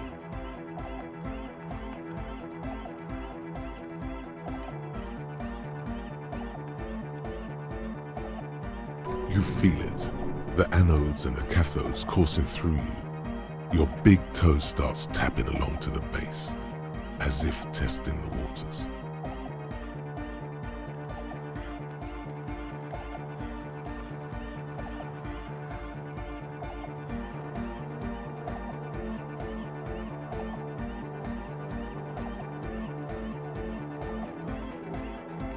Feels good.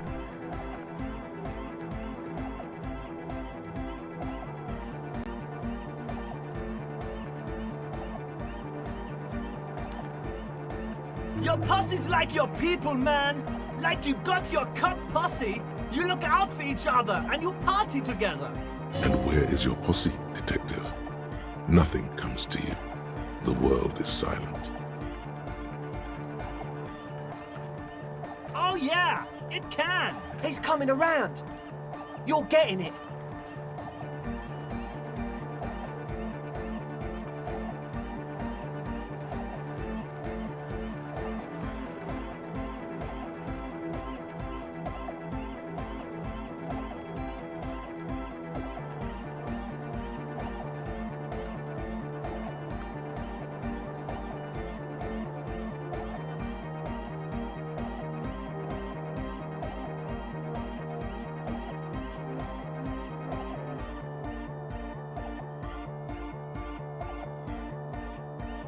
Are we? Yeah!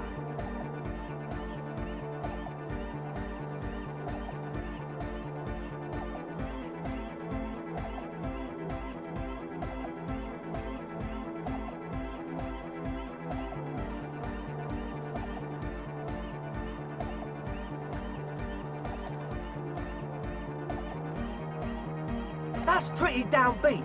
I think I speak for all of us when I say we expected the law to be more open to the idea of love, unity, and the Pericarnassian posse.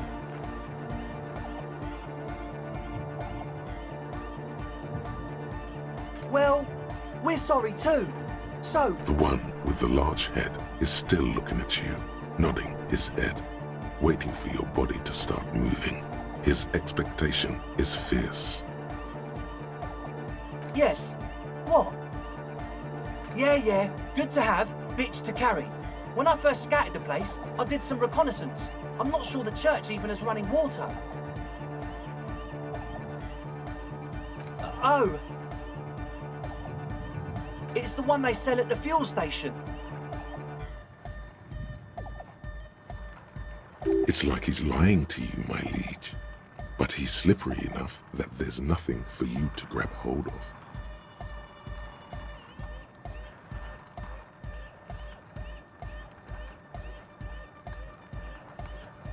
The what now?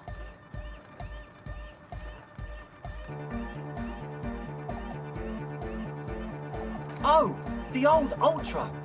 We, He's like an actor, looking to the souffleur for his line. I have a major sinus infection, stuffy nose. We all do. Shit's all blasted up. Winter, can't even breathe. Yes, that's all Nosafed's doing. Without the Noser, I'd be drowning in shit right now. Nosafed is the shit.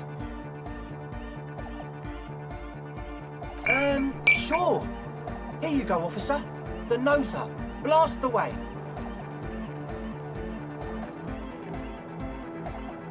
He nods enthusiastically, no doubt a little relieved.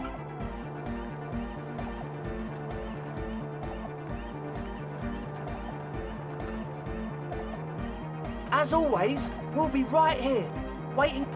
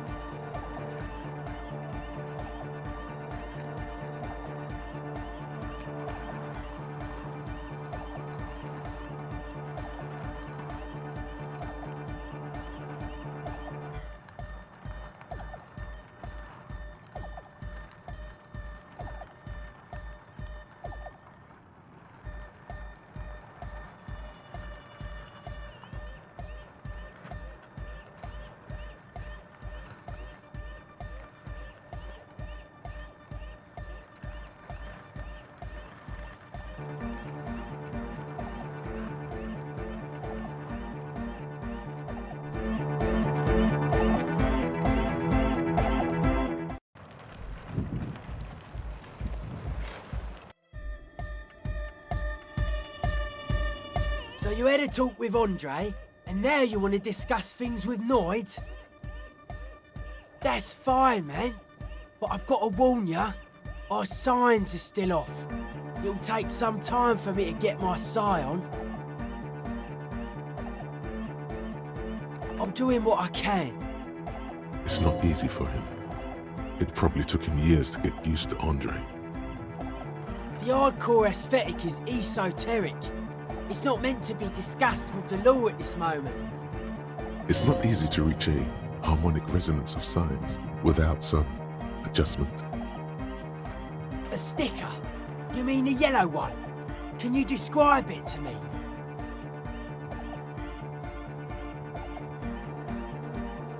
Seems like my creation has found its way to the legal bureaucracy. What did you want to ask about it?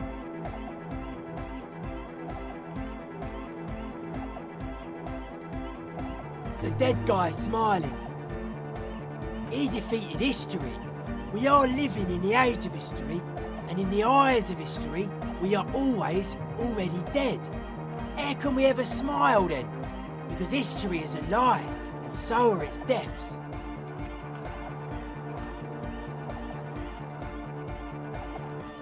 The present moment and life are the hardcore.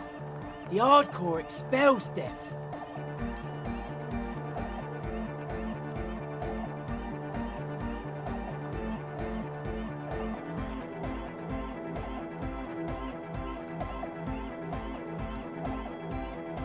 Or maybe he's not dead. Maybe he's just really ecstatic about the beats. It should be sold, but not by us.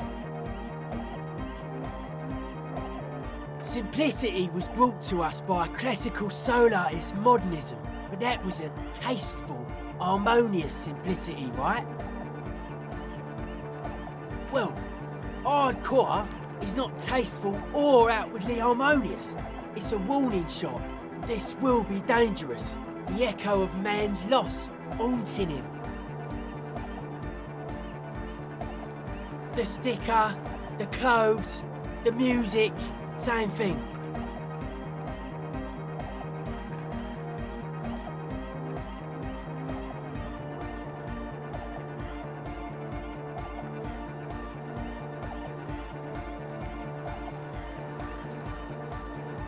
Not alone. Many people are thinking the same thing right now. There's a gathering at the Palaceum. The beat is the same for all. Simplicity. Well, the sticker, the clothes, it is. I guess one could write an entire treatise on the thing. But what for? Nah. Still strongly out of sync. Stage gamma disalignment. You heard me. Weird stuff. Specialised. There was a data processor and some sort of long-wave machinery.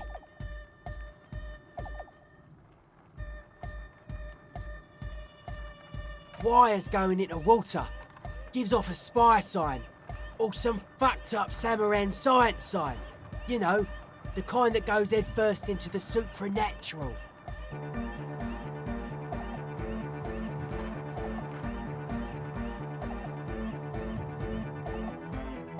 Nothing's wrong with it. You should definitely be researched. You can still do sick shit with it though. The sickest. That's perhaps why it should be researched. Most of it doesn't exist, but there's also stuff that isn't allowed to exist, because the moralists think it's too dangerous for the plebs. Psionic powers, pale-related diseases, pretenders pretending to be human, folk rights, that kind of stuff.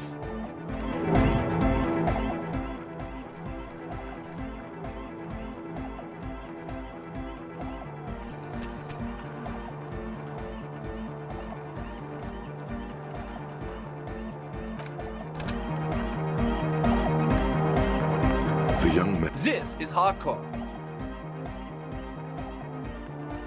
Hardcore! Hardcore to the mega! internally coherent.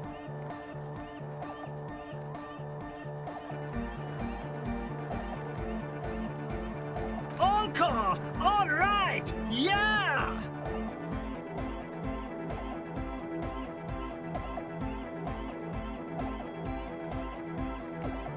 He furrows his brow as his very large head traces the sublime invisible movement of the music in the very real air of the stuffy tent.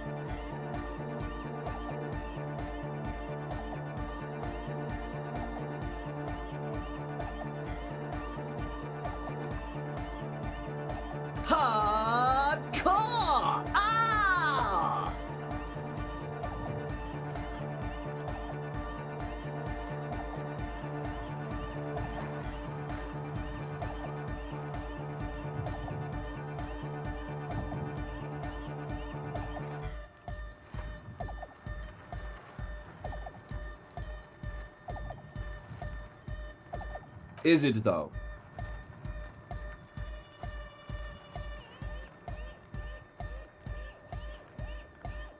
One mind, one spirit. There's no other world. There's no other life.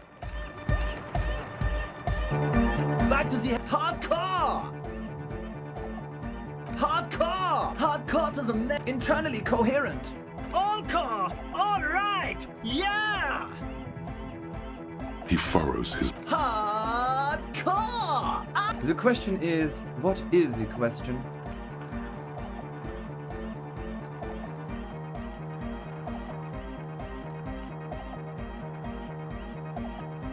But there was no question.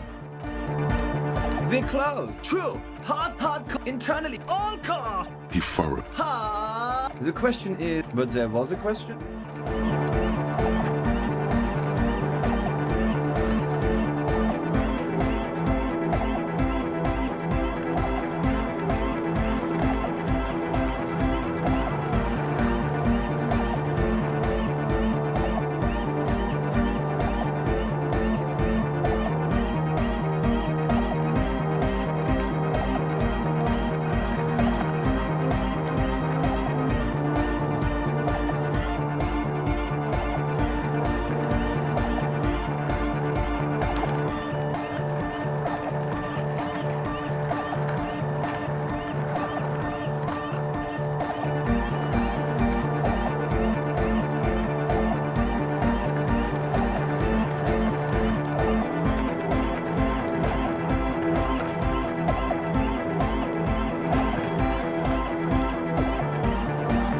We're close. True. Hardcore.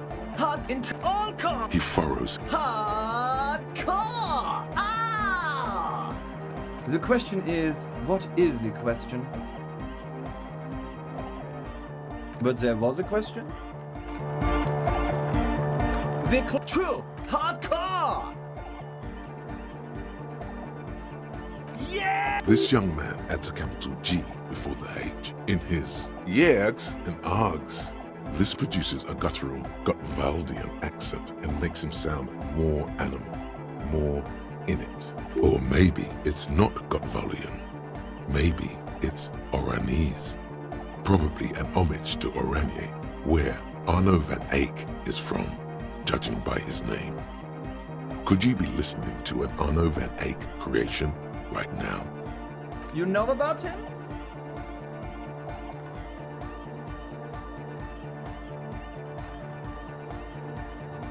You know Van Eyck?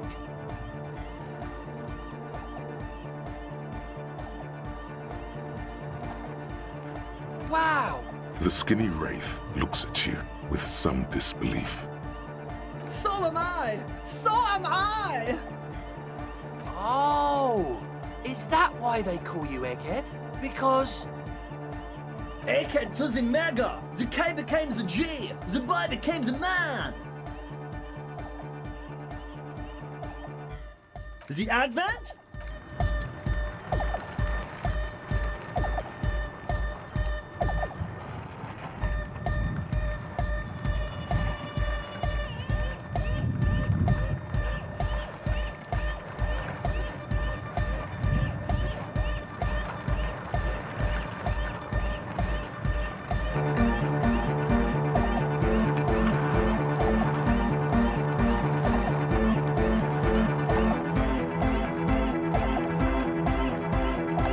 Vikla, true, hard, full, car.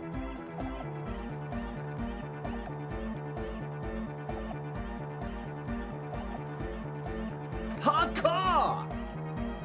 Hardcore to the mega. Here comes the night. Vikla, true, hardcore, internally coherent. Good morning, yeah! 1, 2, 3, Yekokata, the place to be! Yekokata is a hardcore place!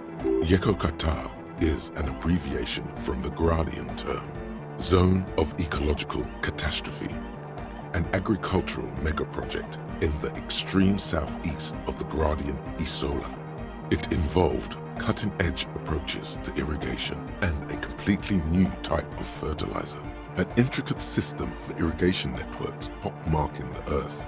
Intermittent seas of phosphorus mud, ripped tarpaulin fluttering in the wind. A pair of molten rubber boots also comes to mind. All in all, a truly hardcore place. We're close. True, hardcore. Hardcore to the mega. Internally, All car! All right! you gotta get the people going. I'm the party boy. It's my job.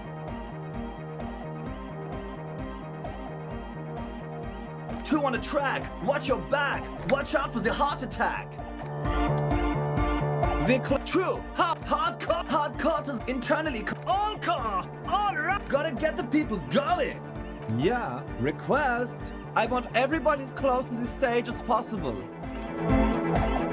True, hardcore internally. All car! Gotta get the. I'm the party boy. Hardcore party 25/7 beyond the winter's orbit style. There is a place far away in Cutler, beyond a certain latitude, known as Winter's Orbit, where there are 25 hours in a day. It is a tremendously cold place, abandoned to drunks and failed rock stars, full of Eternite, depression, and half-finished ski-flying hills. The Suru live there.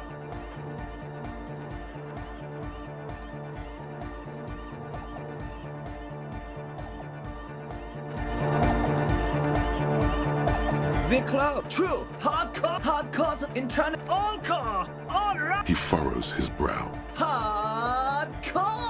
Ah! Is it though? But is it? I mean, really?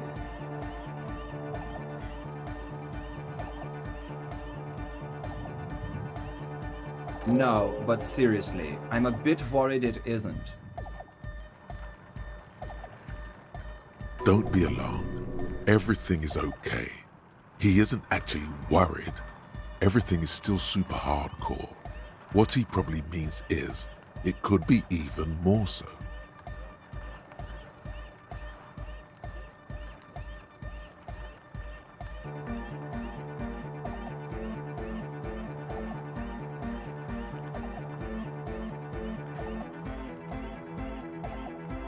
There's nothing wrong with it. I'm still in love with the hardcore. Sometimes I just feel like anodic music is in its infancy, you know? For example, take this Arno van Eyck jam I've been pumping for the last months and will continue pumping for the rest of 51. Isn't something holding it back from being hyper? It's like it's only ultra. I think it's super hardcore, but you're right. It's not hyper hardcore.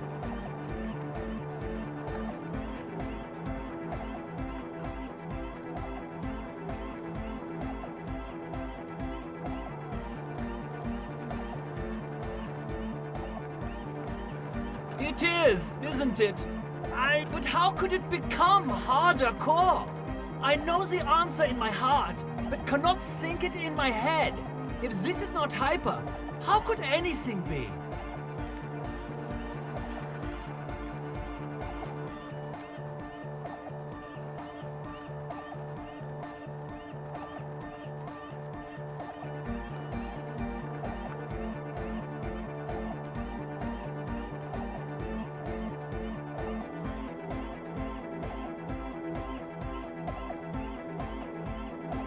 Yeah!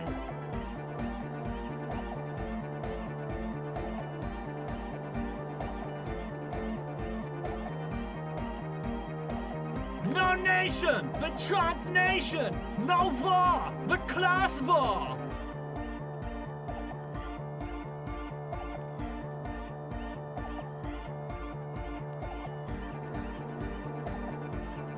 Don't be a lunatic. Of course he isn't. Jermaine here just yells random things. Odds are, sooner or later one of them will come off as fault reading. Yeah! Reversion imperative! Unless you were thinking Reverchal imperative right now.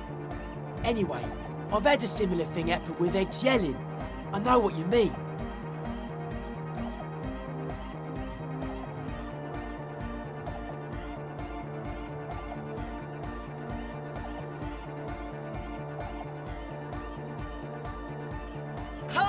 A superstar!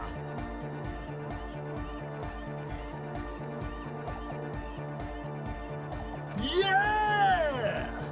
Dark Hard Hardcore! Jermaine Egghead! Basically, yes it is. Lungs are for love! When Dolores Day was anointed innocence, her lungs started glowing through her body. For the world loved her, and she loved it back. Yeah!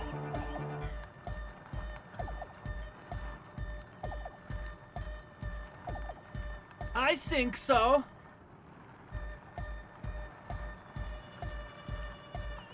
Rhymes that keep their secrets will unfold behind the clouds. All right! Here comes the night! Hi again. So, how are things going? As always.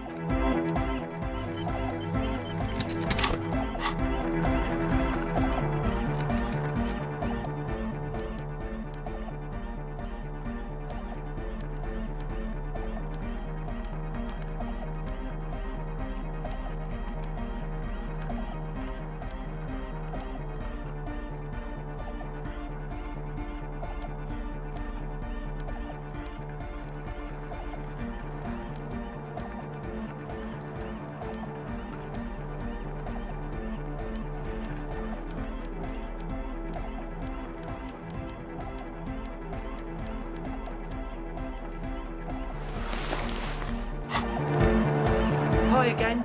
So, how are things going? As always.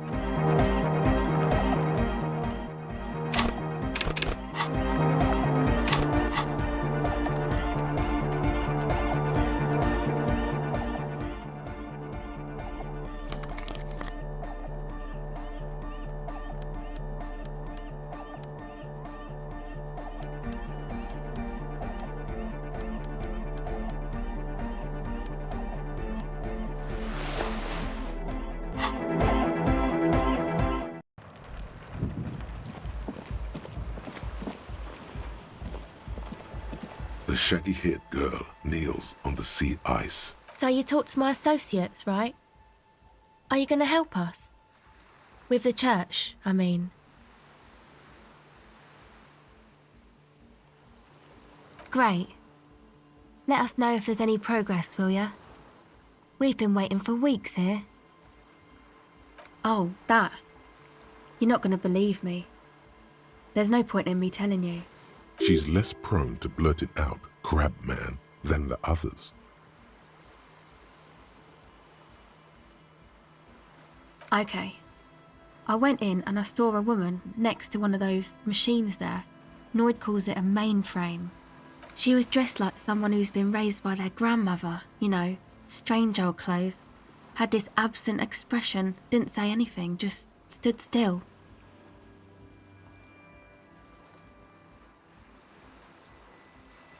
And then, you know, right behind her, a man crawled down the wall, upside down like a crab, down the church wall.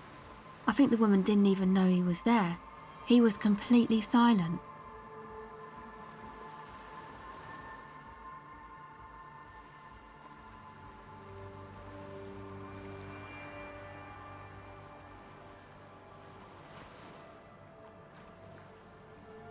He stopped right before he got to the floor. Then just hung there like that, looking at me. Right at me. I fucking turned around and walked out. End of story. Like a crab, you say? It was too dark. I couldn't tell exactly. Come on, she obviously could. She already went into detail.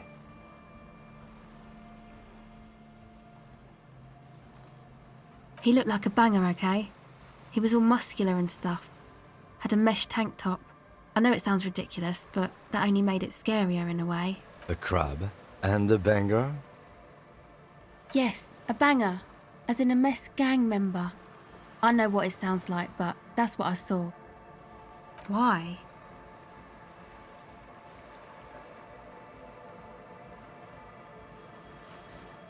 Okay then. They certainly do around me. My associates? I haven't got much to say about them.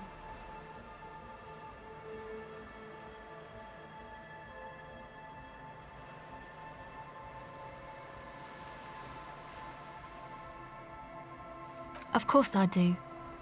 I just don't tell people about my friends and who they are and so on. I don't provide information on them. To the cops.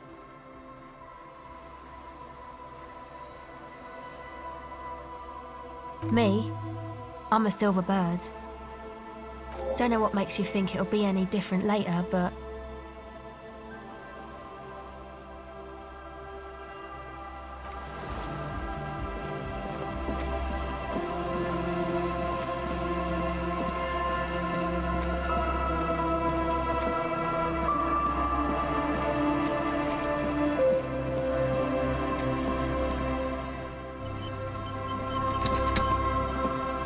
Heavy wooden doors, more than twice. The lock turns easily. Let's go. As you do, you hear the echo of the doomed commercial area, its black holes and dusty machines. Then the feeling passes.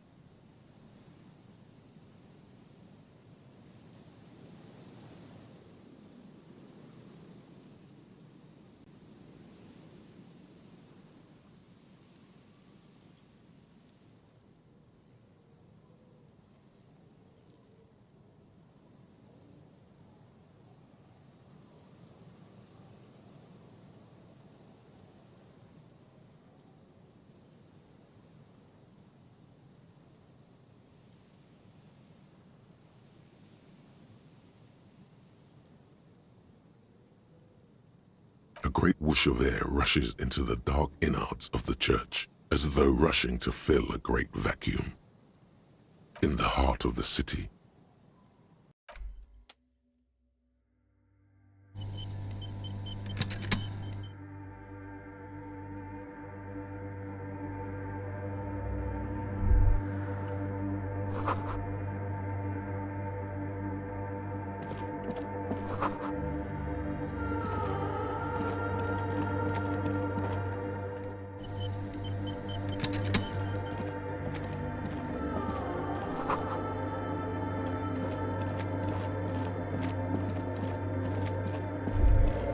the silence in this part of the church It's almost palpable.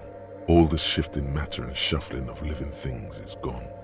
Nothing seems to exist beyond the church. And maybe if you were to stand in just the right spot, even your footsteps would be completely silent.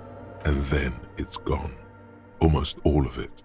But for the faintest of hums, you can hardly hear your own breathing.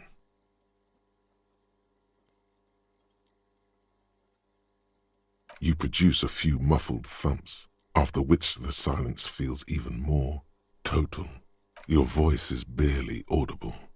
Not a howl, but the softest of whimpers. The lieutenant points to his ears and shakes his head. Then he leans closer. Can you hear anything?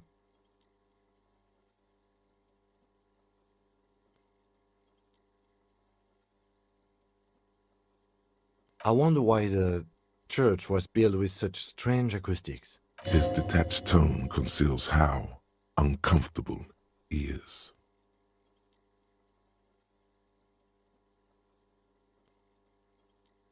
The lieutenant doesn't reply, but you can sense him tense up next to you. The orderly rows of ceiling panels become barely visible, then disappear completely in the darkness of the tower overhead.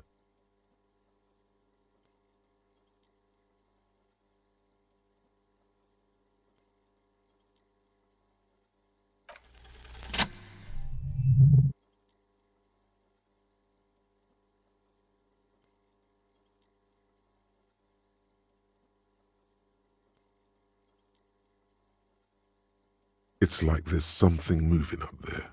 A shadow has emerged from the tower and it's making its way toward you through all the other shadows. It's not a shadow anymore, becoming more substantial as it gets closer. The shape of an animal descends. Officer, is there something up there? Oh no, you've lost sight of it. Where did it go? Yes, the darkness makes the ceiling feel infinitely far away.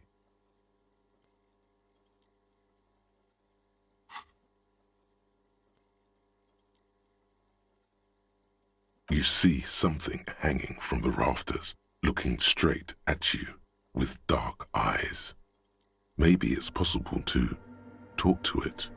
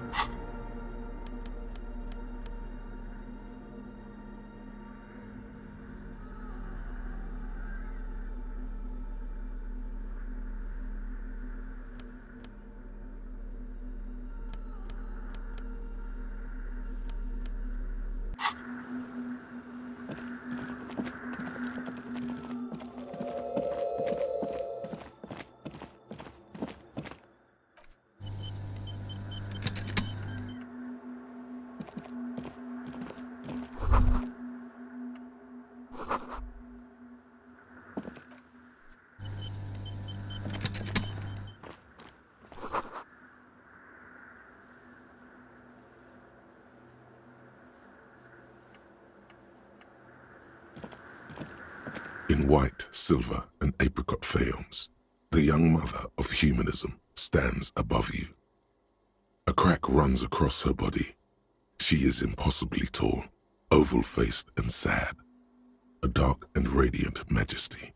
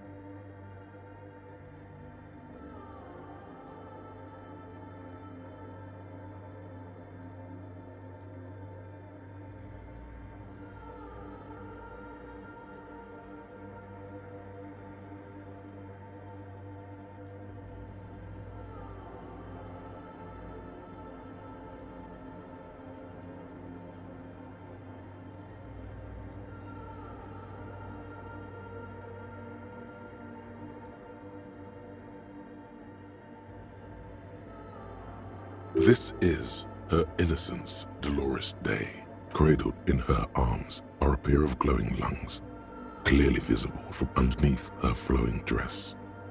You should kneel.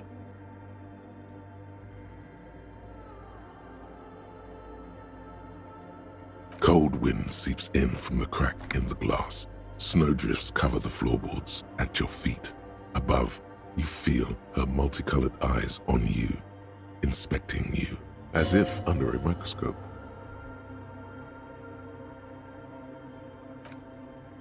The woman looks down at you standing there. She towers among her followers, architects, laymen, courtiers. There is a sad smile on her lips and a glint in her green-blue eye. Of what? Compassion? Remorse?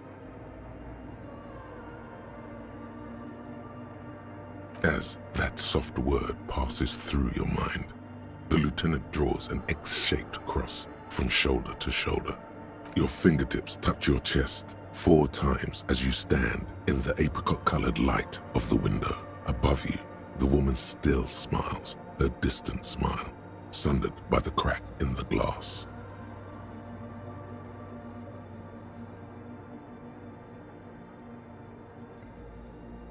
The old woman in the village was right. This must be the DeLorean Church of Humanity in Martinez, or the small Pinewood Church in some records. It's a minor landmark, not easy to find. Most maps misplace it.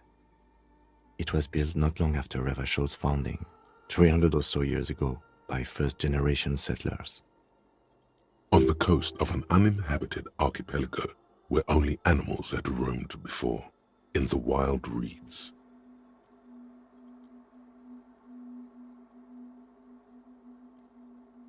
There used to be 7 stave churches on the coast. Les Sept Sœurs, they call them, the 7 sisters. Only one remains. The rest were burnt in the revolution or used for building materials. We should be respectful here, although the building appears to be deserted. I do not believe we'll find anything connected to the lynching here. Something else, perhaps? There it is again. A small pang of guilt. It's time to ask him what happened here. I have a theory, yes. There was a police raid a while back. I heard the place was shot to pieces. The old woman in the village was being tactful with us when she didn't mention it. She has more respect for the RCM than many around here. Well, your station was involved, I hear, although I can't be sure. How come the lieutenant isn't sure? Is this confidential information?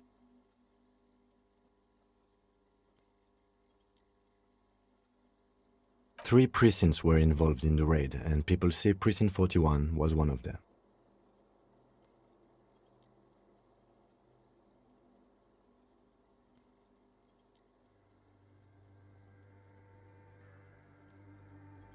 I'm sorry, I'm not saying you were. It was a clandestine operation. I don't know anything about it, why it was conducted or who participated. I try not to pry into extra-district matters.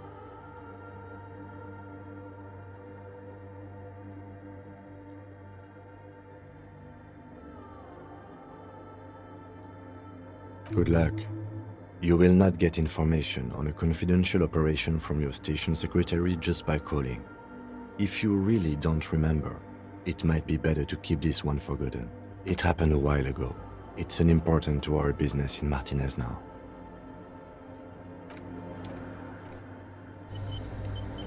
The mother of humanism stands above you. It's a mystery.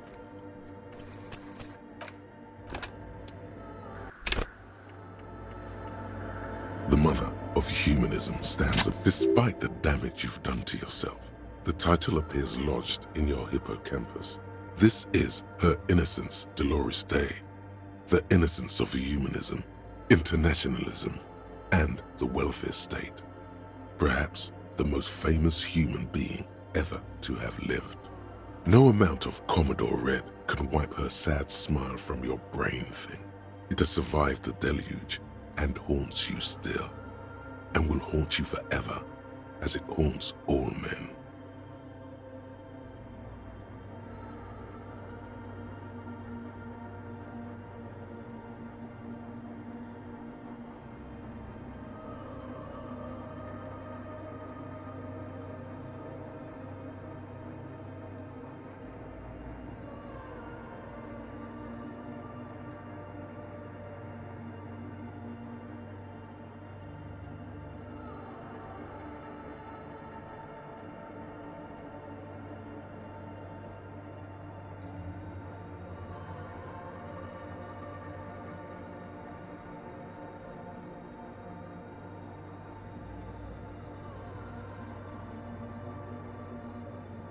the highest category of historic individual, an embodiment of the world spirit. More, an innocence is elected to office by the founding party, a precedent that has taken place a mere 6 times in the entirety of history. The legal system of the Real Belt is built to accommodate innocent rule should it coincide with our time. An innocence is infallible. The decisions made by one are not decisions. They are inevitabilities. What would have happened anyway? Only accelerated, packed into decades instead of centuries. An innocence is a continuous, compressed event, a sacred human being. It is an honor and a glory to live when one is in office. No, we are alone. 300 years ago, in the wake of the discovery of this Isola, the Insulindian, by explorers from the continent of Muindi, she is, among other things, the innocence of inter-isolary travel and the connected world.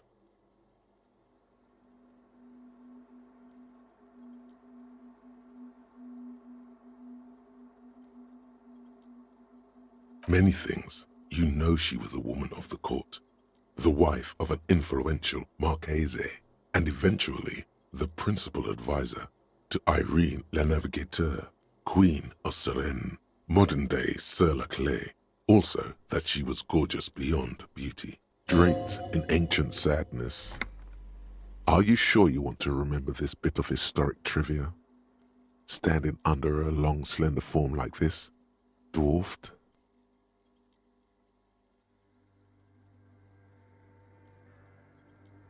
The past is a silo of sadness, fermenting. You should keep away. Terribly, women of the court were expected to play both contract bridge and chess sufficiently well to prove an interesting challenge to a man. A simple grasp in matters of philosophy, theology, and science was encouraged. She was, by all means, a kept woman. She made the most of her position in the antediluvian court, a court visited by the most prominent thinkers and artists of the day. In secret, she was becoming the era's preeminent philosopher of the state, a scalpel, a piercing gaze. She was an almost preternaturally magnetic and intelligent individual. To her contemporaries, she appeared out of time, a messenger from the future of the species. We all fell in love with her, head over heels. Even before she was declared an innocence, her influence was tremendous. It was on her advice that Irene La Navigateur sponsored a number of voyages into the Pale, a costly, often tragic endeavor, ultimately vindicated by the discovery of the new world, the piece of reality you're standing on. She was crowned 2 years after the first expedition returned, setting in motion what is widely considered the greatest era in history, the DeLorean era.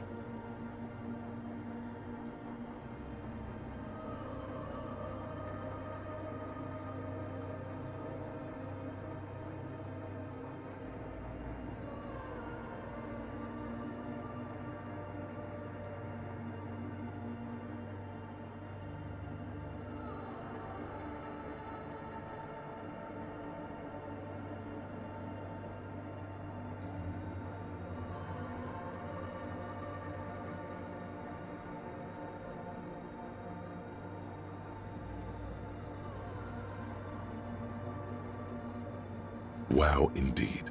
When her innocence was declared, and the queen she had advised for years fell on her knees before her, she was so overcome with emotion that her lungs started glowing in her chest.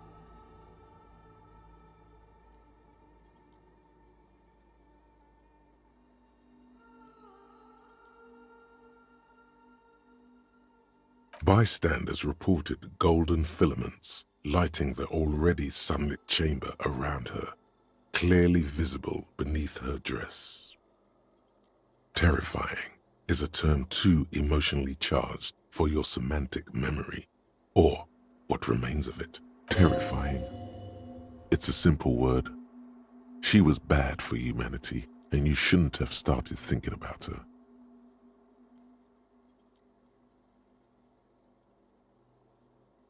You already do. Although she is often considered to be the greatest human being to ever live, there was something ominous about Dolores Day, constantly surrounded by her terriers.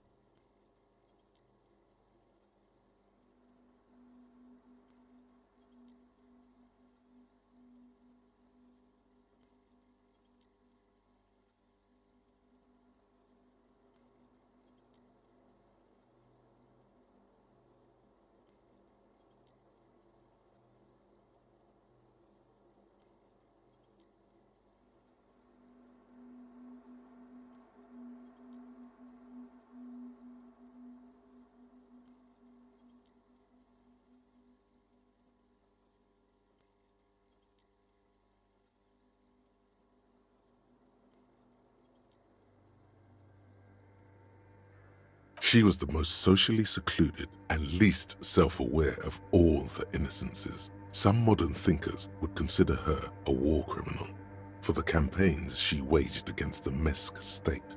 And then there were the resettlement programs. The Mesk state tried to detach itself from Innocentic rule. Parts of the world were experiencing whiplash from accelerating into secularism. Her mandatory education programs and mass resettlement of upstream Marguerite were problematic as well.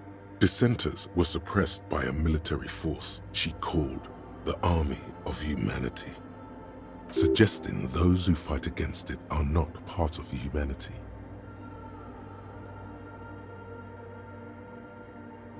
She adored chess, yes, but also military war games. Dolores Day often holds a tiny tin soldier between her index finger and thumb in icons such as this. She was also blonde, the blondest woman you have ever seen, with green eyes the color of the Pacentic, mare interregnum. Little is known of her Marchese husband. It's as if he vanished from history after completing his role, which was to introduce Dolores Day to court. In conclusion, yes, there is something lonely, paranoid, and even terrifying that people seldom mention, but feel when they think of her. Lieutenant Yefrater, you've stood there for over 5 minutes.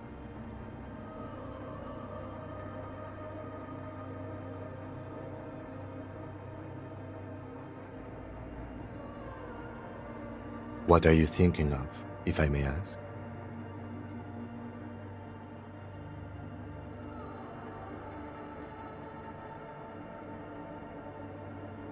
That she is.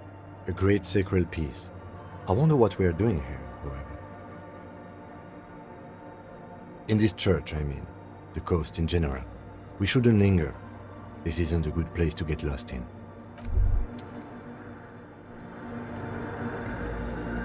Hey, Her Innocence Dolores Day liked little figurines, right? Liked holding little men between her fingers, remember?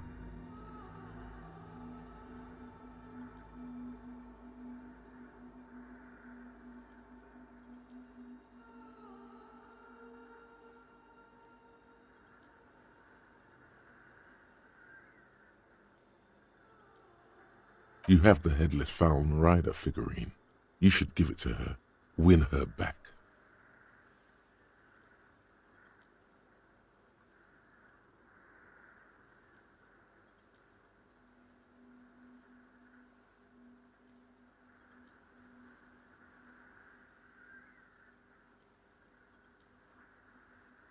So very, very, very nifty. Nifty and mysterious. This is surely what the figurines are for.